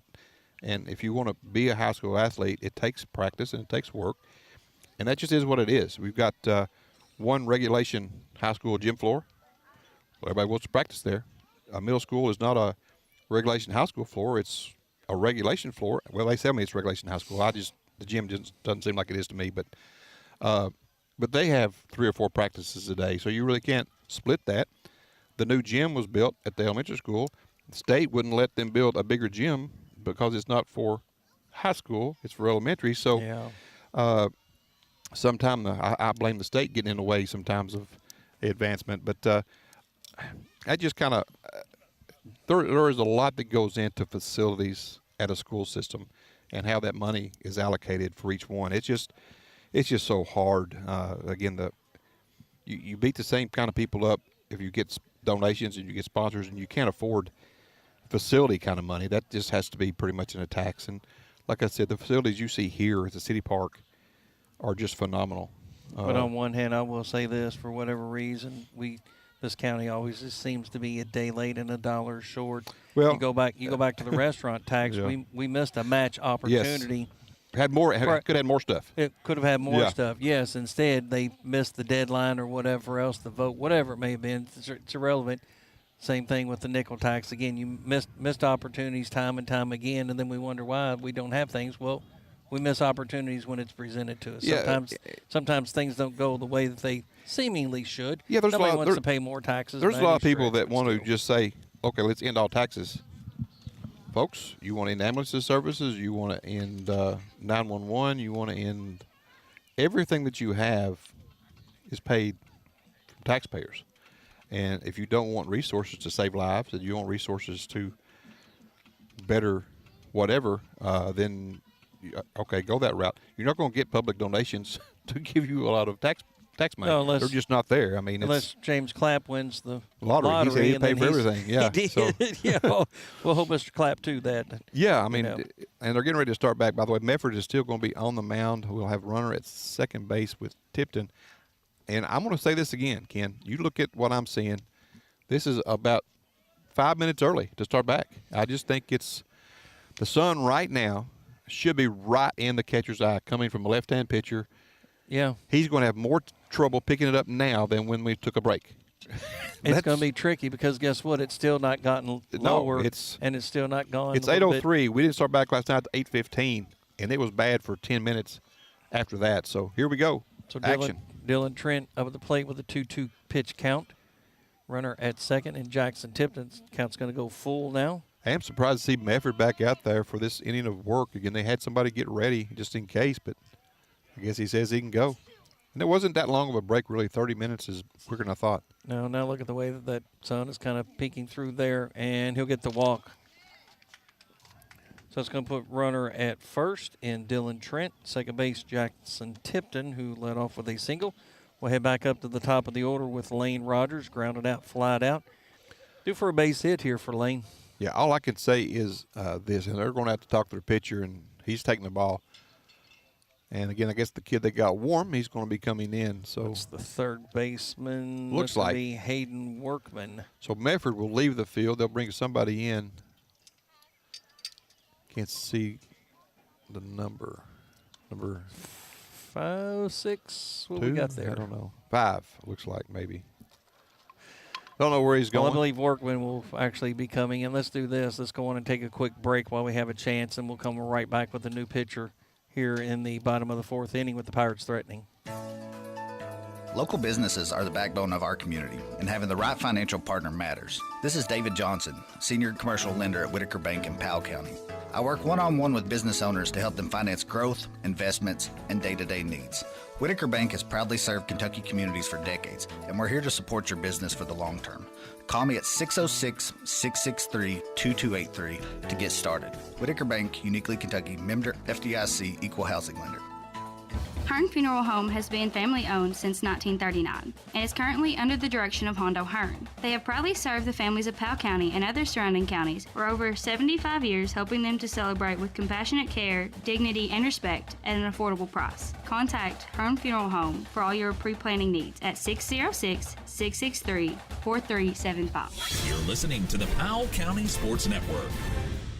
And welcome back here to the Powell County High School baseball facility. Again, the sun's still an issue. It is an issue. That's why I'm kind of surprised because it's lowered as we knew. It was going to fall into that little gap right there. Yeah. So that's they're going to have to call it again. I can't see. Well, again, it's coming from – this is what I talked about earlier. If you're a right-hand thrower, you might pick it up, but that right-handed batter is looking right at the sun.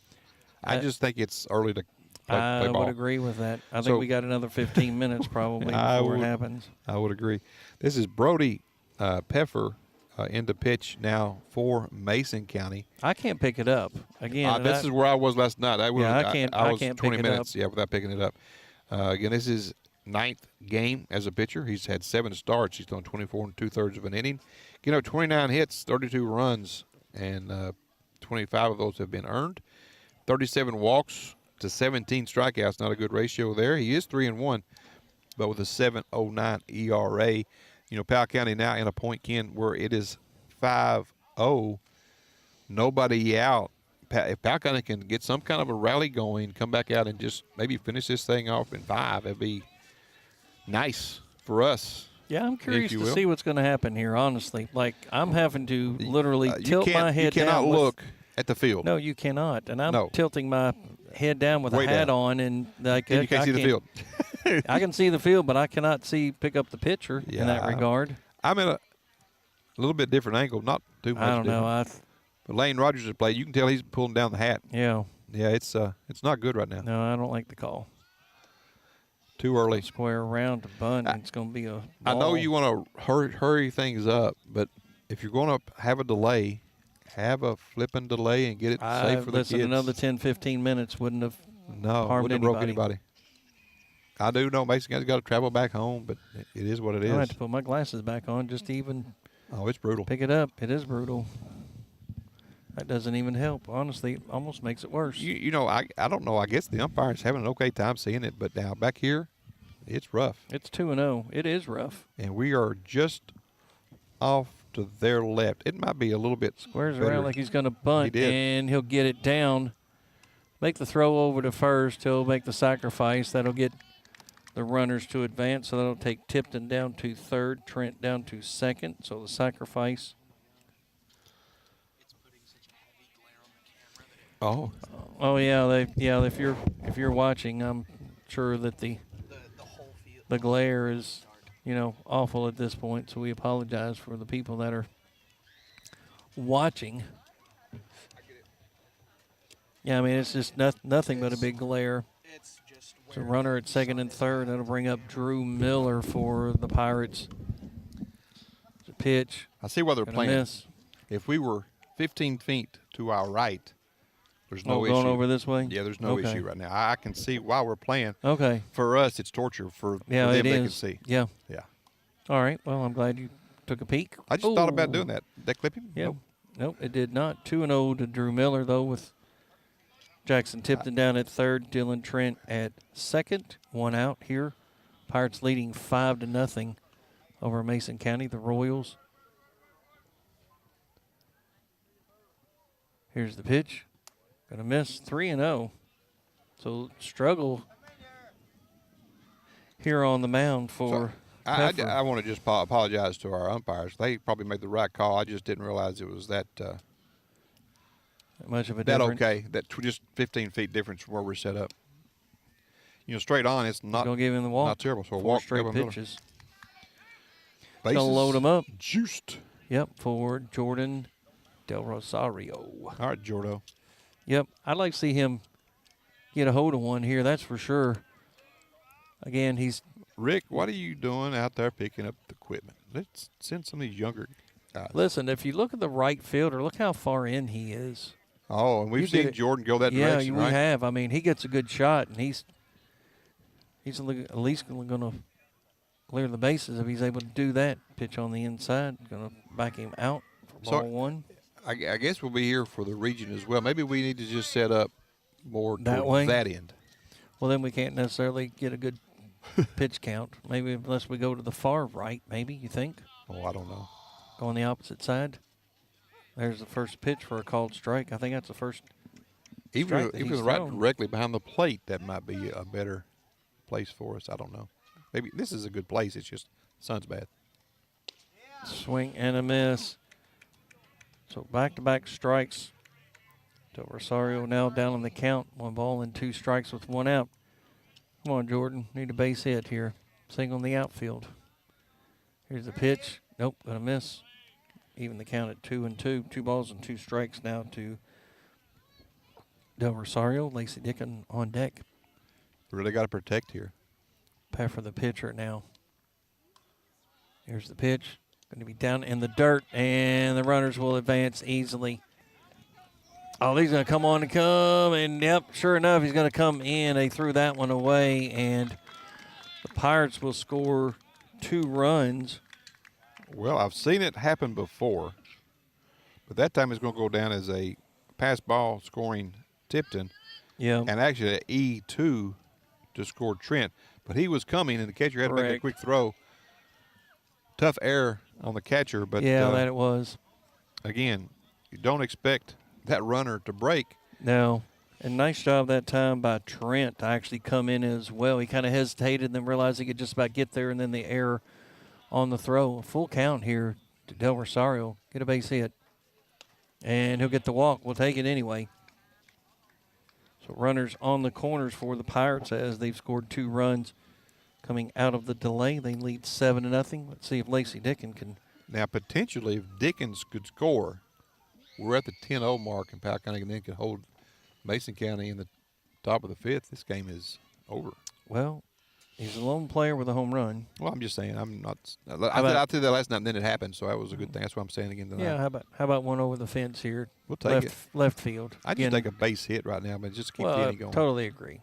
Keep the rally going here with 1 out, runners on the corners, and they'll throw it back over to, well, they will not make the throw. The old double fake. Yep, so Brody Peffer on the mound. Came in from right field. Lacey Dickin. The high pop fly to center field. It's going to go back. He'll miss it. He reached out, and I thought he actually made the catch. Instead, he will not. Well, this is one time you cannot blame the sun. Just behind you. No, so Miller will come in. Del Rosario down to second. Dickin to first, and that's got to be an E8 if I had to guess, right? Yes.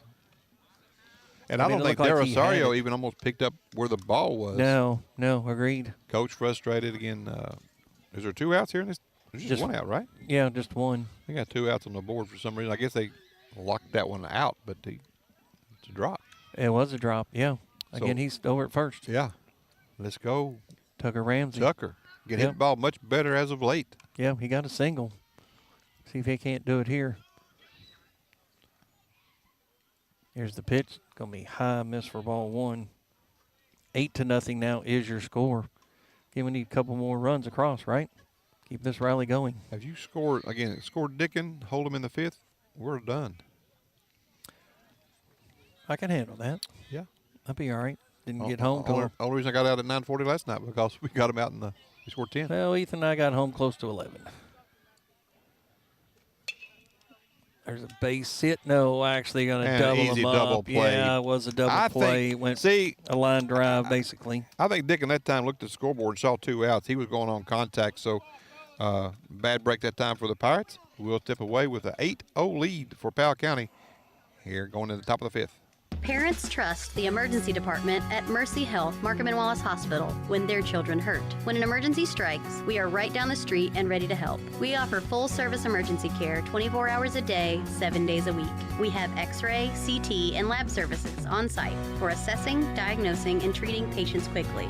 The emergency department is a level 4 trauma center. You can expect expert care, quicker treatment, and improved outcomes. Choose the emergency department at Mercy Health Markham and Wallace Hospital in Irvine. At Powell County Farm Bureau, James Dennis and Anna Tipton offer unmatched dedication and personal attention. If you're looking for a specific insurance product, they offer auto, boat, church, commercial, earthquake, farm, flood, health, home, life, mobile home, motorcycle, umbrella, and more. If you need it insured, stop by and see your insurance company. That's Powell County Farm Bureau. Big on commitment. Located at 170 Court Street in Stanton, or call them today at 606-663-2222. That's Powell County Farm Bureau. Big on commitment. You're listening to PCSN. And welcome back here to the Sun Delay Field here in Stanton, Kentucky. Maybe we should rename it. I kind of like the idea, to be honest with you. Charles Childers Sun Delay Field. Is there a corporation called Sun Delay? Maybe we can, get a unique spelling on it or something. Call it Sun Delay Stadium. That'd be all right for me. We can sell the rights to it and everything. Yeah. Maybe we get Sun Trust or something. Yeah, I got a institution. T-shirt with a quote I made on baseball last night. Did you seen it yet? No. Yeah, Carly Rogers had a T-shirt made of one of my quotes about Lane. So. Oh, what'd you say? I forgot. Well, you have the T-shirt to prove it. She came by and showed me last night. It was pretty cool. It's a quote by David Faulkner on WSKV, so kudos. So, again, ask Carly again if she remembers Lane was really – he liked the comment I made or whatever it was. And I knew about it before. Megan had told me, and Carly came up to show me the shirt last night. It's pretty cool. All right, well, we need to see that. You need to screenshot it. I was going to take a picture, and then she walked off, and I didn't get one. All right, so here we are, top of the 5th. Powell County leading 8-0 over Mason County. Hayden Workman, Mason Grooms, and Camden Gregory, I believe, should be in the order here. And there's a base hit. It's going to be a gapper. It will. Yep. It's going to go all the way to the fence. He's going to motor down Workman. He'll end up with a stand-up double. Now, this is where, to me, you got to really watch Wireman. 30-minute delay. Again, it affected Mason County's pitcher. He only threw 2 pitches and walked the batter. That did it for him. Wireman, again, coming off that Tommy John last year. I think you're overly cautious here going into tournament time. That's just me thinking. So nobody warming up doesn't look like in the bullpen. So Mason Grooms coming up, first baseman. Nice job by Miller to keep that ball in front of him. Definitely has lost his feel thus far. He may get it right back, but he was so efficient early on for the Pirates. I'm talking about Ethan.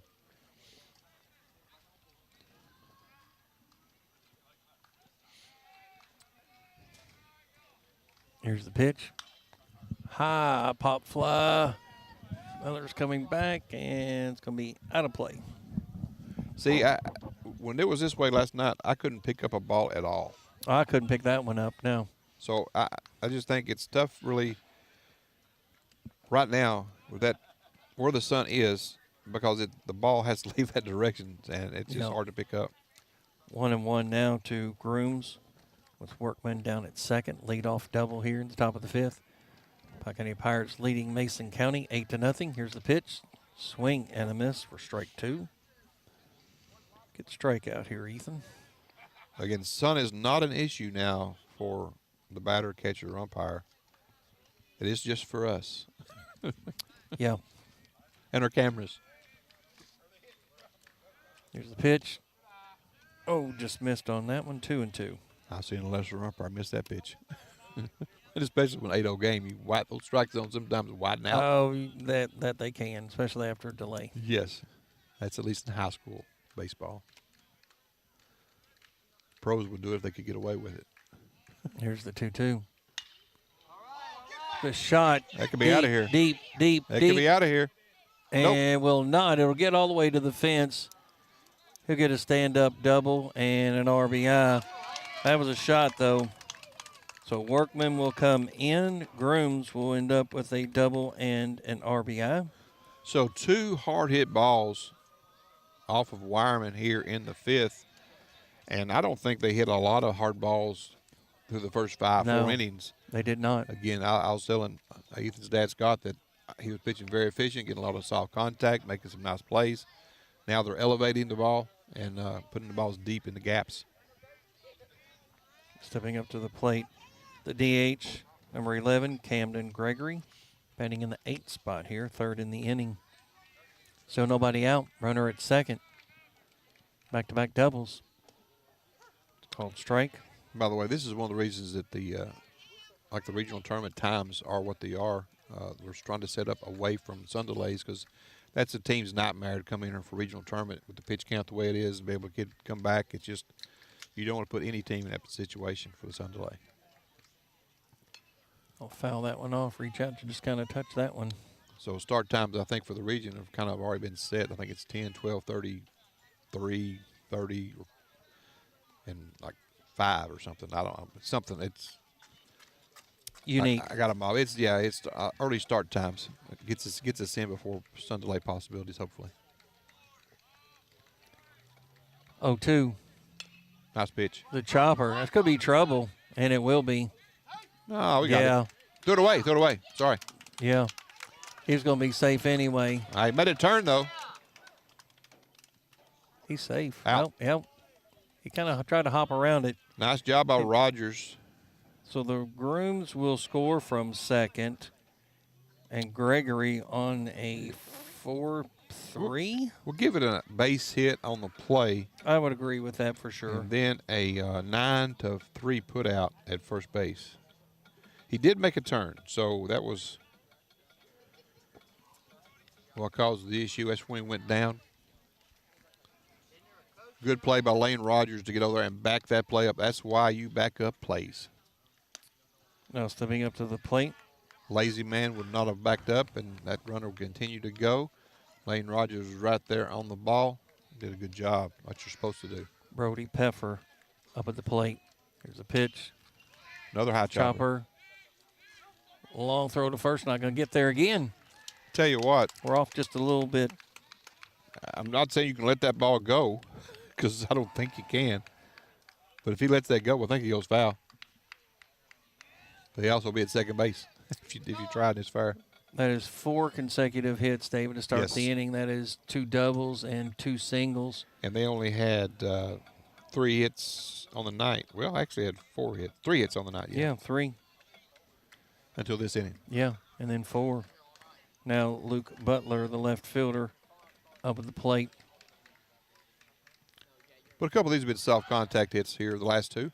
First two were shots, but the last two just tough plays for the infield. Enough speed with the ball hit, but at the same Yes. time, but that one was a high hop, Yes. right? And then the other one kind of just slow to get there. High pop fly. Trent says, I got it. Shortstop, and he'll make the play. So pop up in the infield for That was out Butler, number right? 2. That was. That'll bring up Marquise Bluford, the catcher. Single and it ground out to short. I like this kid's arm. Not a very big kid. Got a lot of pop, though. So 2 outs. Top of the 5th. Mason County's scored 2 runs. Runner at first. Bluford, the catcher. Throw back over to first. It's a weird move, Bathan. Guess he's looking behind him behind his right shoulder at the runner, and then turns and throws. Kind of a weird approach. Pitch home. Gonna miss. Ball 1.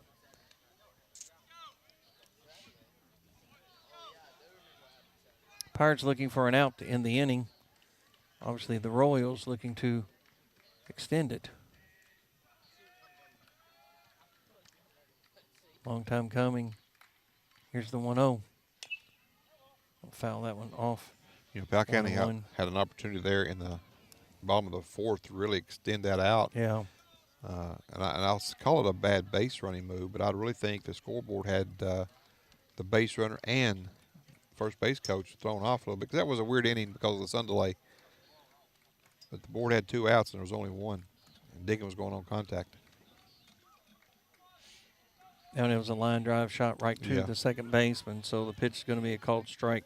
1-2 now to Bluford. It was an easy double play, but really you cannot get doubled up on that ball. No, because at that point, if you know that there's just 1 out, you're holding right. I got to make sure it gets by, and at that point, not that it wouldn't have been close, but he would have been closer to the bag, that's for sure, because he was about halfway down the line when the catch was made. I mean, he didn't even try to get back to the bag, which I understand. There's no need because. Again, that's why I think he had thought it was 2 yeah, outs. I Because think at that so point, too. he was already halfway down the line again, trying to get the second. I feel the same way. 2 balls and 2 strikes with 2 outs now to Marquise Bluford, the catcher. And you've got Brody Peffer over at first. Here's the pitch. And it's going to get through. Yep. So he'll get the single. Just taking what they give you on that pitch. Just going with the pitch, driving it to the 3-4 hole. Coach Robinson coming out to pick up the sunglasses from Drew and getting the ball for the umpire. This is going to bring up number 16, Micah Payne. He's a center fielder. He's foul ball. Yeah. Miller and in then, the first. And then singled. Caught stealing. Yep. Pirates need it out. You can no afford to keep this thing going here. Swing and a miss. Big cut that time by Payne. It'll be strike 1. That's where you like the cushion, but a double here or something like that, and the gap scored 2 more. Then you got a ball game. Oh, yeah. That's why the Pirates got to get this out. Got to get out of the inning here and not giving up any more runs. And they lead 8-2. 2 outs, runner at first and second for the Royals. Pitch, miss on the outside, 1-1. Oh, excuse me. That's all right. Past your bedtime or what? Yeah, get close. 8:30. Well, I think we should be out here by 9:30. You never can tell anymore, you right? can't. Listen, we've been to any number of games. There's a strike. Been any number of games, and you could go to a volleyball game and be in and out in an hour. You go to a softball game, be in and out in an hour, and baseball, it's 6 hours. Yeah. Yeah. I know. I know when I'm coming to a 6 hours. baseball game, I'm You're here for a while. I'm here for a while. Yeah. So we are approaching the 3-hour mark right 1 now and 2. as far as being here. There's just, I thought he about rung him up, didn't he? Well, it's going to be a 2-2. He thought about the way his whole body motion and everything. He was about ready to do it. It might have been a touch high, but it was may have been. really close. Well, he definitely thought about it, didn't he? 2 balls, 2 strikes with 2 outs now. Get Micah Payne up at the plate. Ethan Wyman on the mound. Ooh, missed on the inside. Loaded up as far as the pitch count, 3-2. Runners be going on the pitch, so it really plays at first base. Got to communicate that with the fielders. They got to know I'm going to first on the play.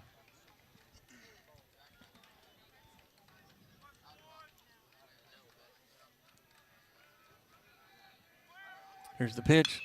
There's a shot to center field and right at Ramsey. Barely even moved. I don't think he did much. No, I don't think he did either. So a fly out to center field.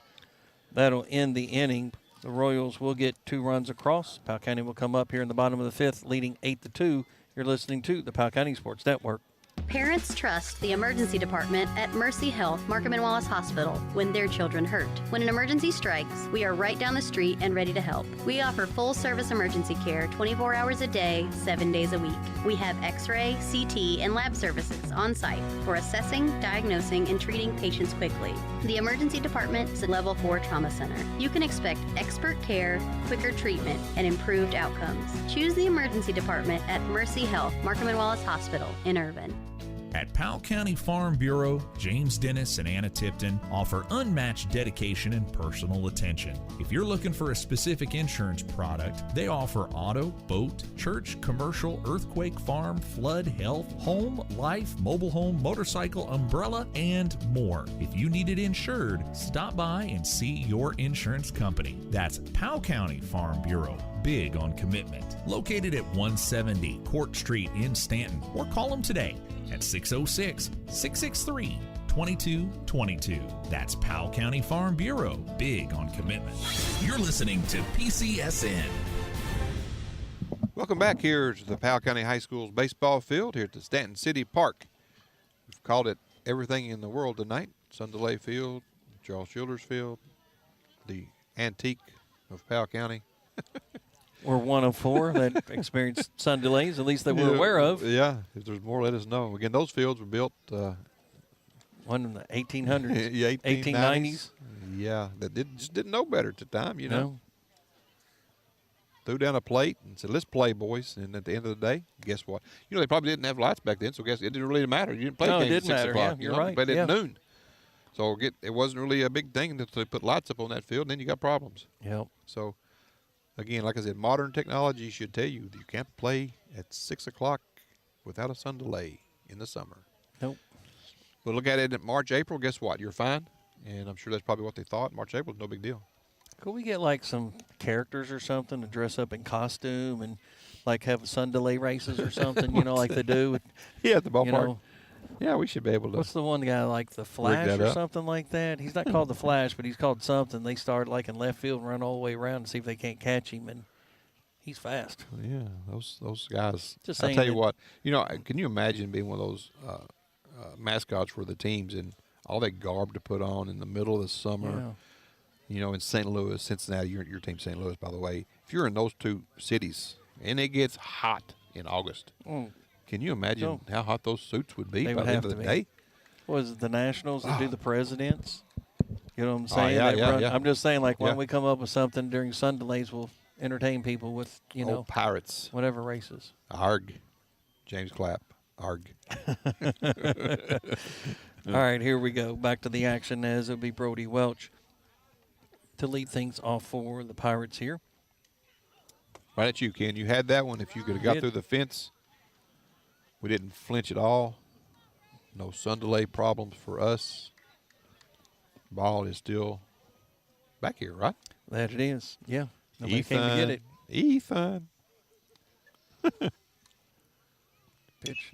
Pop fly. That's in play. It is in play right here in front of us, and not Now gonna there's get 2 there. back here.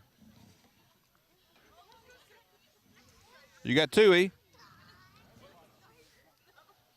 Or maybe they got it. Sorry. Oh, umpire got it? Okay. Oh, okay. Never mind. I thought they left it back there. I was did gonna say, too. I what didn't happens see if there's a anybody. wild pitch back here on strike 3 and there's 2 balls to pick from? Yeah. Ah, gotcha. Oh, wow. Hard off the wall then. I guess we were concerned about me catching it. Hitting. Got him. Yep, as First hit by pitch, if I'm not mistaken. Tonight, yeah, we had a couple last night, but that's the first one tonight. We thought Ramsey got hit, but Welch will take this base and hold his back. I guess he got him right in the middle of the back. Going to get a runner in for Welch. It'll be number 7. Rice? I can only say number 7. Braden Jett. Braden Jett. Just to get prepared, let's see. Talon Rice is 25. Who?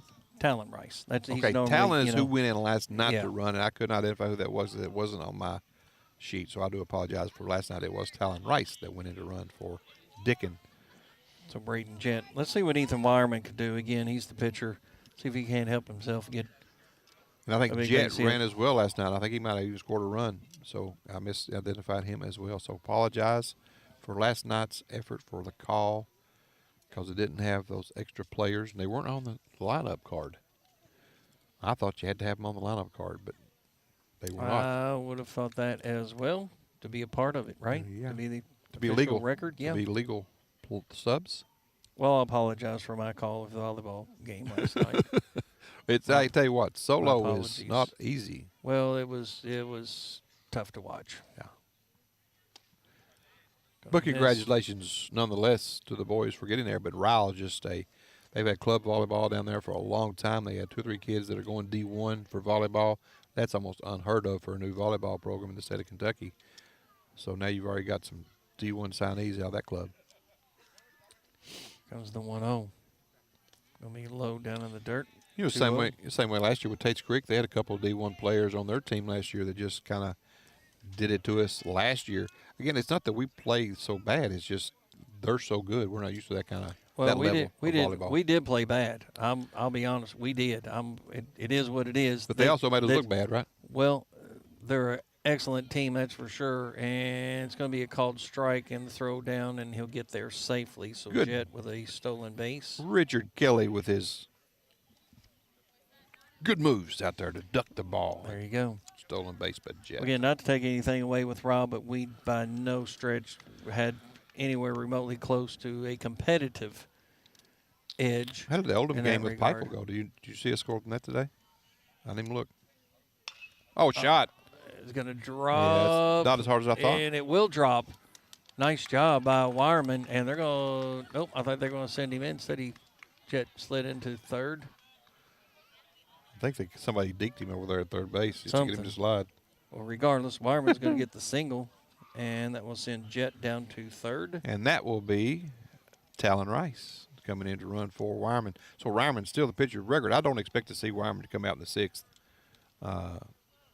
If we get there, I guess they got to score 4 here, but you know there's nobody out. 2 on. Jackson tips at the plate. He's had a good bat so far. 2 for 2, I believe, right, for Jackson. Yeah, 2 for 2.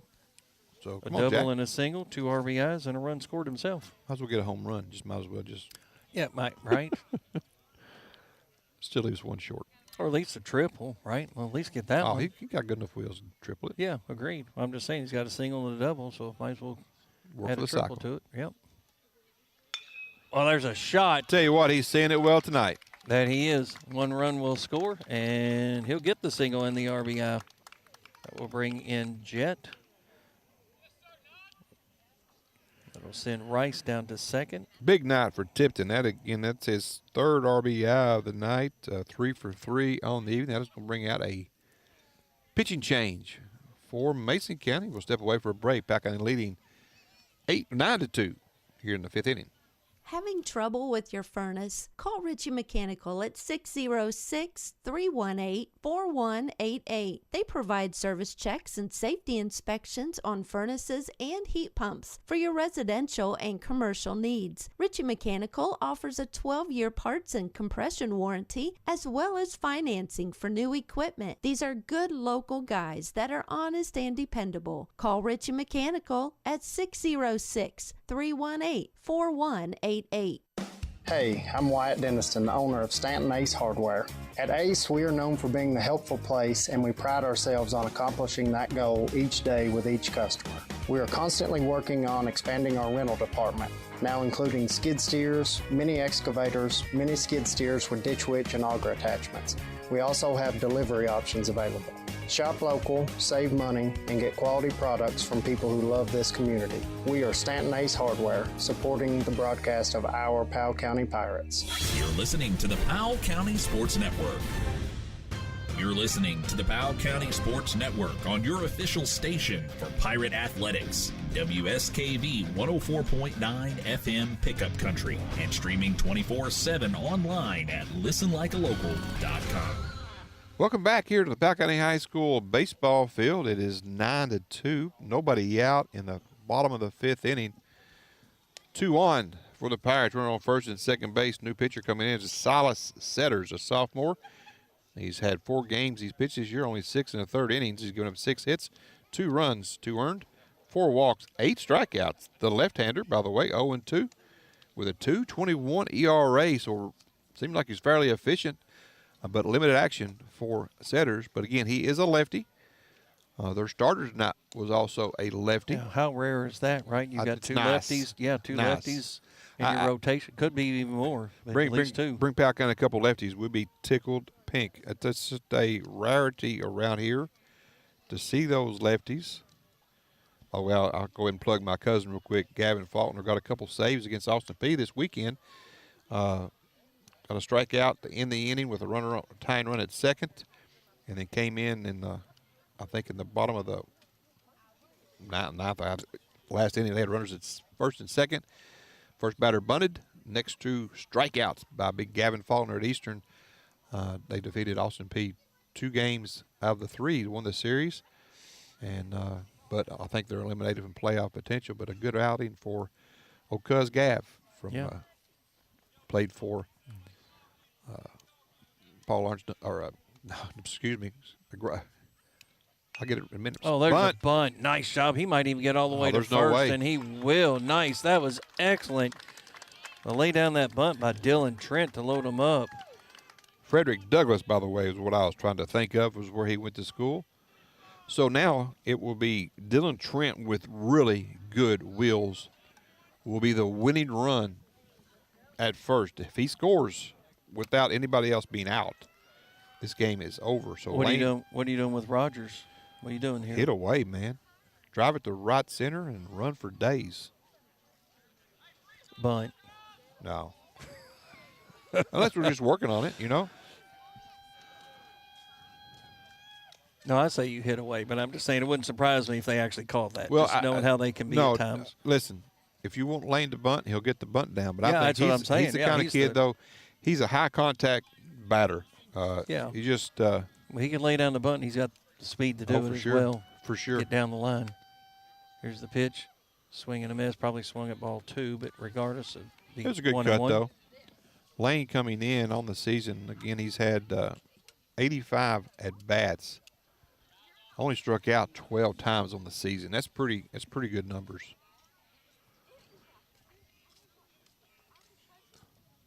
There's the 1-1. Lane, get that one back, please. That one is one you got to rip. Yep. He thought it was going to be a curveball, I do believe. To make it 1-2? Yeah. 1 ball and 2 Okay, strikes. hope he's not watching the scoreboard because you got 2 on you, buddy. You better not. Nothing against our scorekeepers or anything, but no. Got to be careful here. Protect the plate. Oh, that clip him. It did. Yeah, sure did. And that's got him right on the run. Got him on the back of the uniform, I believe. That's a non-painful hit by pitch right there. So that will bring in runner at third. We'll send Tipton down to third himself. Trent to second. That's going to bring up Drew Miller. Base hit ends it. Pirates leading 10-2. I don't know where that ball came from, but there is a ball behind the umpire. He does have a.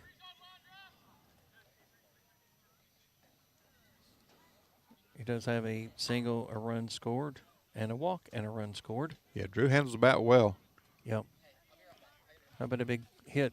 Look at the space over second base between center field and right field. I mean, that is a huge gap.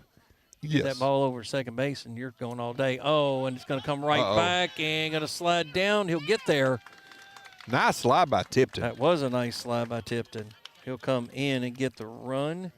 That will send Trent down to second. Trent to third, and it's going to send Rogers down to second. The only way anybody ever gets pretty much picked, caught on the coming home on that is it's hard off this block brick wall, and he got that play, but still tipped in a good break from third, and now any kind of contact or a wild pitch will end this game. Do we put some foam up here to keep it from doing that? Nah, because sometimes you want that break if you're the Pirates. As long as it's being, you don't change it at this point, but still. No, it's fair to both. So still nobody out as Drew is digging out the entire batter's box. Yeah. Making his coaches upset because they got to fix it after the game. So runner at second and third for the Pirates. Drew Miller up at the plate. A single wins it for the Pirates. Here's the pitch.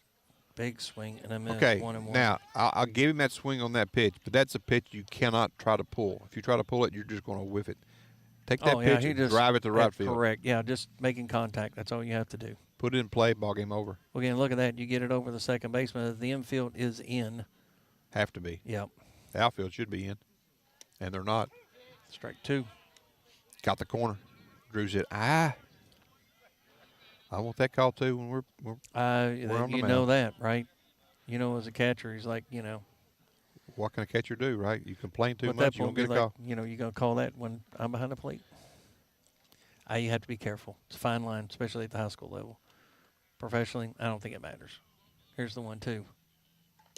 Strike three. That's three. the same pitch, just frozen. It was.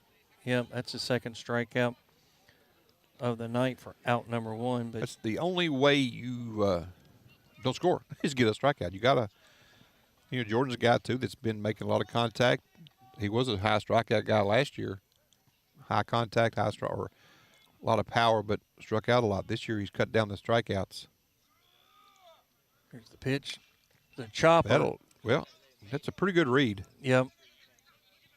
And he's going to load him up. He's going to get a hit. Solid play by Dylan Trent right there on not going. Yes, totally agree. So you give him a base hit, or is that just a fielder's choice? I think it's a base hit. I mean, I think that was a long way coming by the time the pitcher was even able to get there. Then Del Rosario. Well, that's one of those plays. If the pitcher throws it, runner scores. If you don't throw it, you got a chance to get him out with a double play or force it home. So really, that probably worked out best for Mason County. It's a smart play, I think, by the pitcher that time. Agreed. Well, but he wasn't going to have to make a play at first anyway. I don't even know why you pitched to him. You probably walk him as your best case to get out of the inning. And now let's see what happens with Lacey Dickin here. Again, 1 out, bases loaded. Walk twice and a pop up to center. That would end it now, just a pop up to center. Now runners will have to go on the ground. Just need to get it out of the infield. Again, the infield is in. Here's the pitch. There's a shot right to the second baseman, and couldn't get there. So that will score the run in Trent, and that will that is the ball game as the Powell County Pirates will win 12-2 over Mason County. We'll take a break, come back and wrap things up. We'll be right back here on the Powell County Sports Network. Hello, I'm Kaylee Carroll, Marketing Director for CG Bank. Here at CG Bank, community means everything. It's why we do what we do. At CG Bank, we are your hometown bank, and we are here for you because we are you. We are not here just building business, but building relationships. That's community banking. That's my bank. Stop by any of our convenient locations in Irvin, Richmond, Berea, or Stanton and see what community banking is all about. Or visit us online at www.cg.bank. Member FDIC, Equal Housing Lender, loan subject to approval. Contact an employee for further information about applicable fees and terms. Hey y'all, it's Kristen Mulcahy from Appalachian Wireless. Let's talk about May, because it's a big deal. Grads, we have you covered. Moms, we're definitely going to take care of you. And Memorial Day savings, let's say your wallet's going to thank us. Stop by your nearest Appalachian Wireless retail location or visit us at AppalachianWireless.com to find the perfect deal just for you. That's better service with real savings and with people who actually celebrate you. Because we are you. We are Appalachian Wireless. You're listening to PCSN.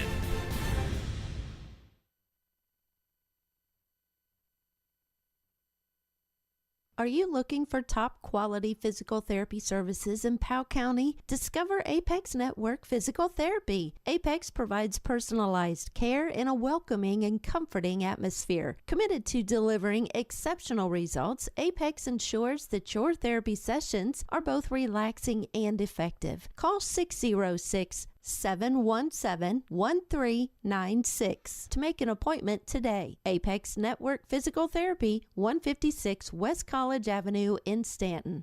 Hearn Funeral Home has been family-owned since 1939 and is currently under the direction of Hondo Hearn. They have proudly served the families of Powell County and other surrounding counties for over 75 years, helping them to celebrate with compassionate care, dignity, and respect at an affordable price. Contact Hearn Funeral Home for all your pre-planning needs at 606-663-4375. You're listening to PCSN. And welcome back. Final score here from Powell County is 12. Powell County 12, Mason County 2. Powell County scoring 4 runs in the bottom of the 5th inning to end it. Only one man retired in the frame, so they did that with 4 hits. There were no errors in the inning, just a couple maybe misplays, but no errors in the inning for Mason County, and had 2 runners left on. Here's Ken with a little bit of final recap. So they actually had 2 runs on 8 hits, 4 left on base, 1 error by the Pirates, no strikeouts and no walks. So Ethan Wireman, a nice job by Ethan and the Pirate defense.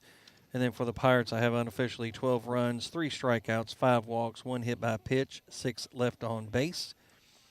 And when you look at this game, David, really the Pirates were able to get out in that 2nd inning, get those 3 runs. They tack on 2 more in the 3rd inning to lead 5-0. Then we get to our sun delay, and at that point, they're able to come back and get 3 runs after that part. And then Mason County comes up, they get 2 in the 5th.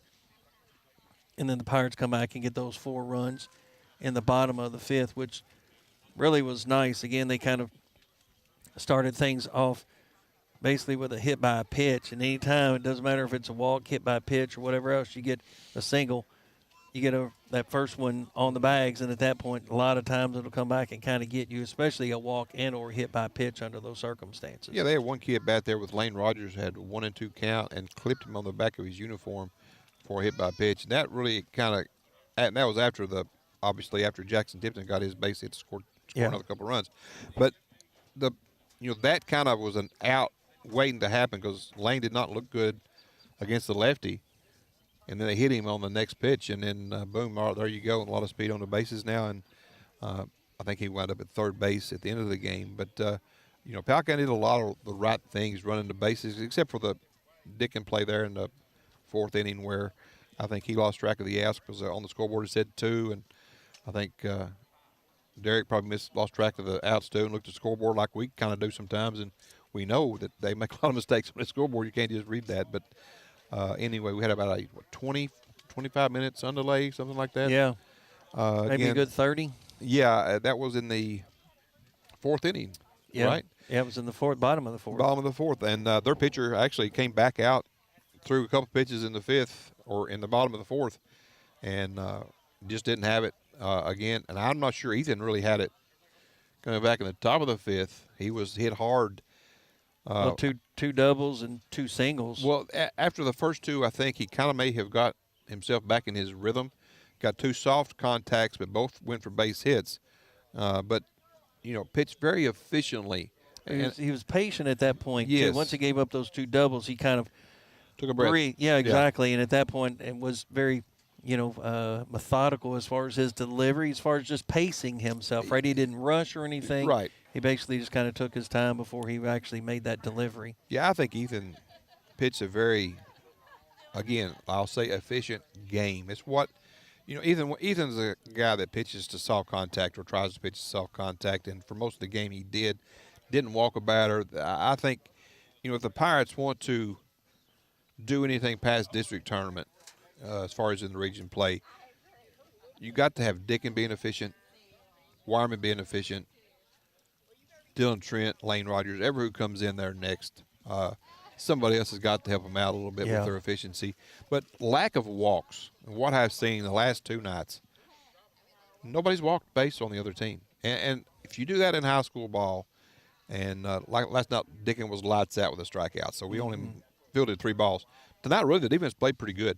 There were 2 really nice plays by Dickin at third that just couldn't get the throws to first quick enough. They had good speed. I give credit Mason County, very athletic team. Did a lot of things right. I thought Medford threw a good game. The lefty that started, Powell County really just kind of got on him at times. And then they were able to back it up with batter after batter. It's just consecutive hits. You don't do that all the time. That's just good baseball. But, small ball again tonight, a lot of stolen bases, a lot of risk taking. Coach Josh Begley will push that envelope most nights. And he did it again tonight. And, again, credit to the Pirates. Even scored 2 runs on a wild pitch. Very unusual. But, again, those kids got to be alert. Josh will send you, puts pressure on the other team. That's exactly what they did. Sometimes it doesn't work, and you look kind of silly, but when it does work, you look like a genius. So, again, nice job for the Pirates. Now, I think that's maybe 7 or 8 in a row for the Pirates. Well, they lost to Rowan County Saturday. Over the weekend, but I think they were 7-3 over their last 10. So I now make it 9-3 now. 8-2. 8-2, I think, as far as where they were. Again, I looked at it, I think, earlier. And it was 7-3, and then I think this actually makes them 8-2 over their last 10. So it's been a good run for the Pirates. They were under 500 for a lot of the season. They've gotten themselves over 500 pretty solidly now. Only 1 game remaining on their schedule. They'll play Wolf County Thursday at Wolf. Yes, on the turf field. And again, that's also the backup region site. So if something happens, then as far as weather permitting, that'll be a backup region site. Regional tournament baseball is here. The district tournament is at Estill. It'll be played Saturday. So since this is our last baseball broadcast, we want to remind everybody the entire district tournament will be played at Estill County High School, and it'll all be on Saturday for first-round games. I believe softball starts at 10. Listen to us tomorrow night on the softball game. I'll confirm these times. I think softball plays the first 2 early, and they'll go straight to baseball after that. I love the setup now because you're playing 2 games, getting those over with, and then you're starting your baseball. You're letting all the fans be able to go watch both teams play. I love the setup, the way they're doing that, because now that we're at the same site on a Saturday, I don't love the Saturday playing on that Saturday, but since you are, it's a good setup. Now, bad news is for Ken and myself, we will not be able to do the broadcast on Saturday. We had another commitment on Saturday, and hopefully the Estill County crew will also cover our games for us on WSKV. So hopefully you can listen to, since they're covering our games, you can cover all the action with the Estill County Sports Network. They'll have all 4 games on Saturday, and if they are covering ours. So it'll be Powell County versus Lee, Owsley County versus Estill, softball and baseball. Nope. Yeah. Not boys. You were saying girls. Both. No, Powell plays Owsley. Really? Powell plays Owsley and Estill plays Lee. Oh, I thought Lee beat Owsley twice. That's what I have here. I don't know. Well, if you have it, then I'll believe it. So. Well, I wouldn't believe it. We'll clarify tomorrow. Clarify tomorrow night. Listen to us tomorrow night. Tune in tomorrow. We're going to hold you in suspense. It'll be like a cliffhanger. Girls are playing Berea tomorrow, not their last game on the schedule. Maybe their last game. We'll see how that all works out. But tomorrow night, Powell County girls will be playing softball. They're on a run. So if you haven't got a chance to see the Lady Pirates play, come out tomorrow night and see that action. Game's scheduled start at 6. We'll probably go on around 6:50 or 5:50 for that one. And we will not have I won't say it. We might have a dirt delay, but we won't have a sun delay. We will not have a sun delay. Again, we're going to get the naming rights to this and come up with sun delay field. Exactly. See, there you go in unison. We're going to make it happen one way or another, even if we find somebody to sponsor it during that time. Regardless, again, the Powell County Pirates will win over the Mason County Royals 12-2. They'll go to 17-14 on the season. Again, they'll play at Wolf on Thursday, and then the district tournament on Saturday. So, again, stay tuned. Tomorrow night we'll have the girls' action. And tell those times, too. Yeah, there you go. Exactly. We'll get everybody squared away. Yeah. So, again, from our broadcast partner, David Faulkner, Jacob Neal, our videographer and technical support, Nevaeh Bridgeman back in the studio. This is Ken Simon saying thank you for listening to the Powell County Sports Network here on WSKV 104.9 FM.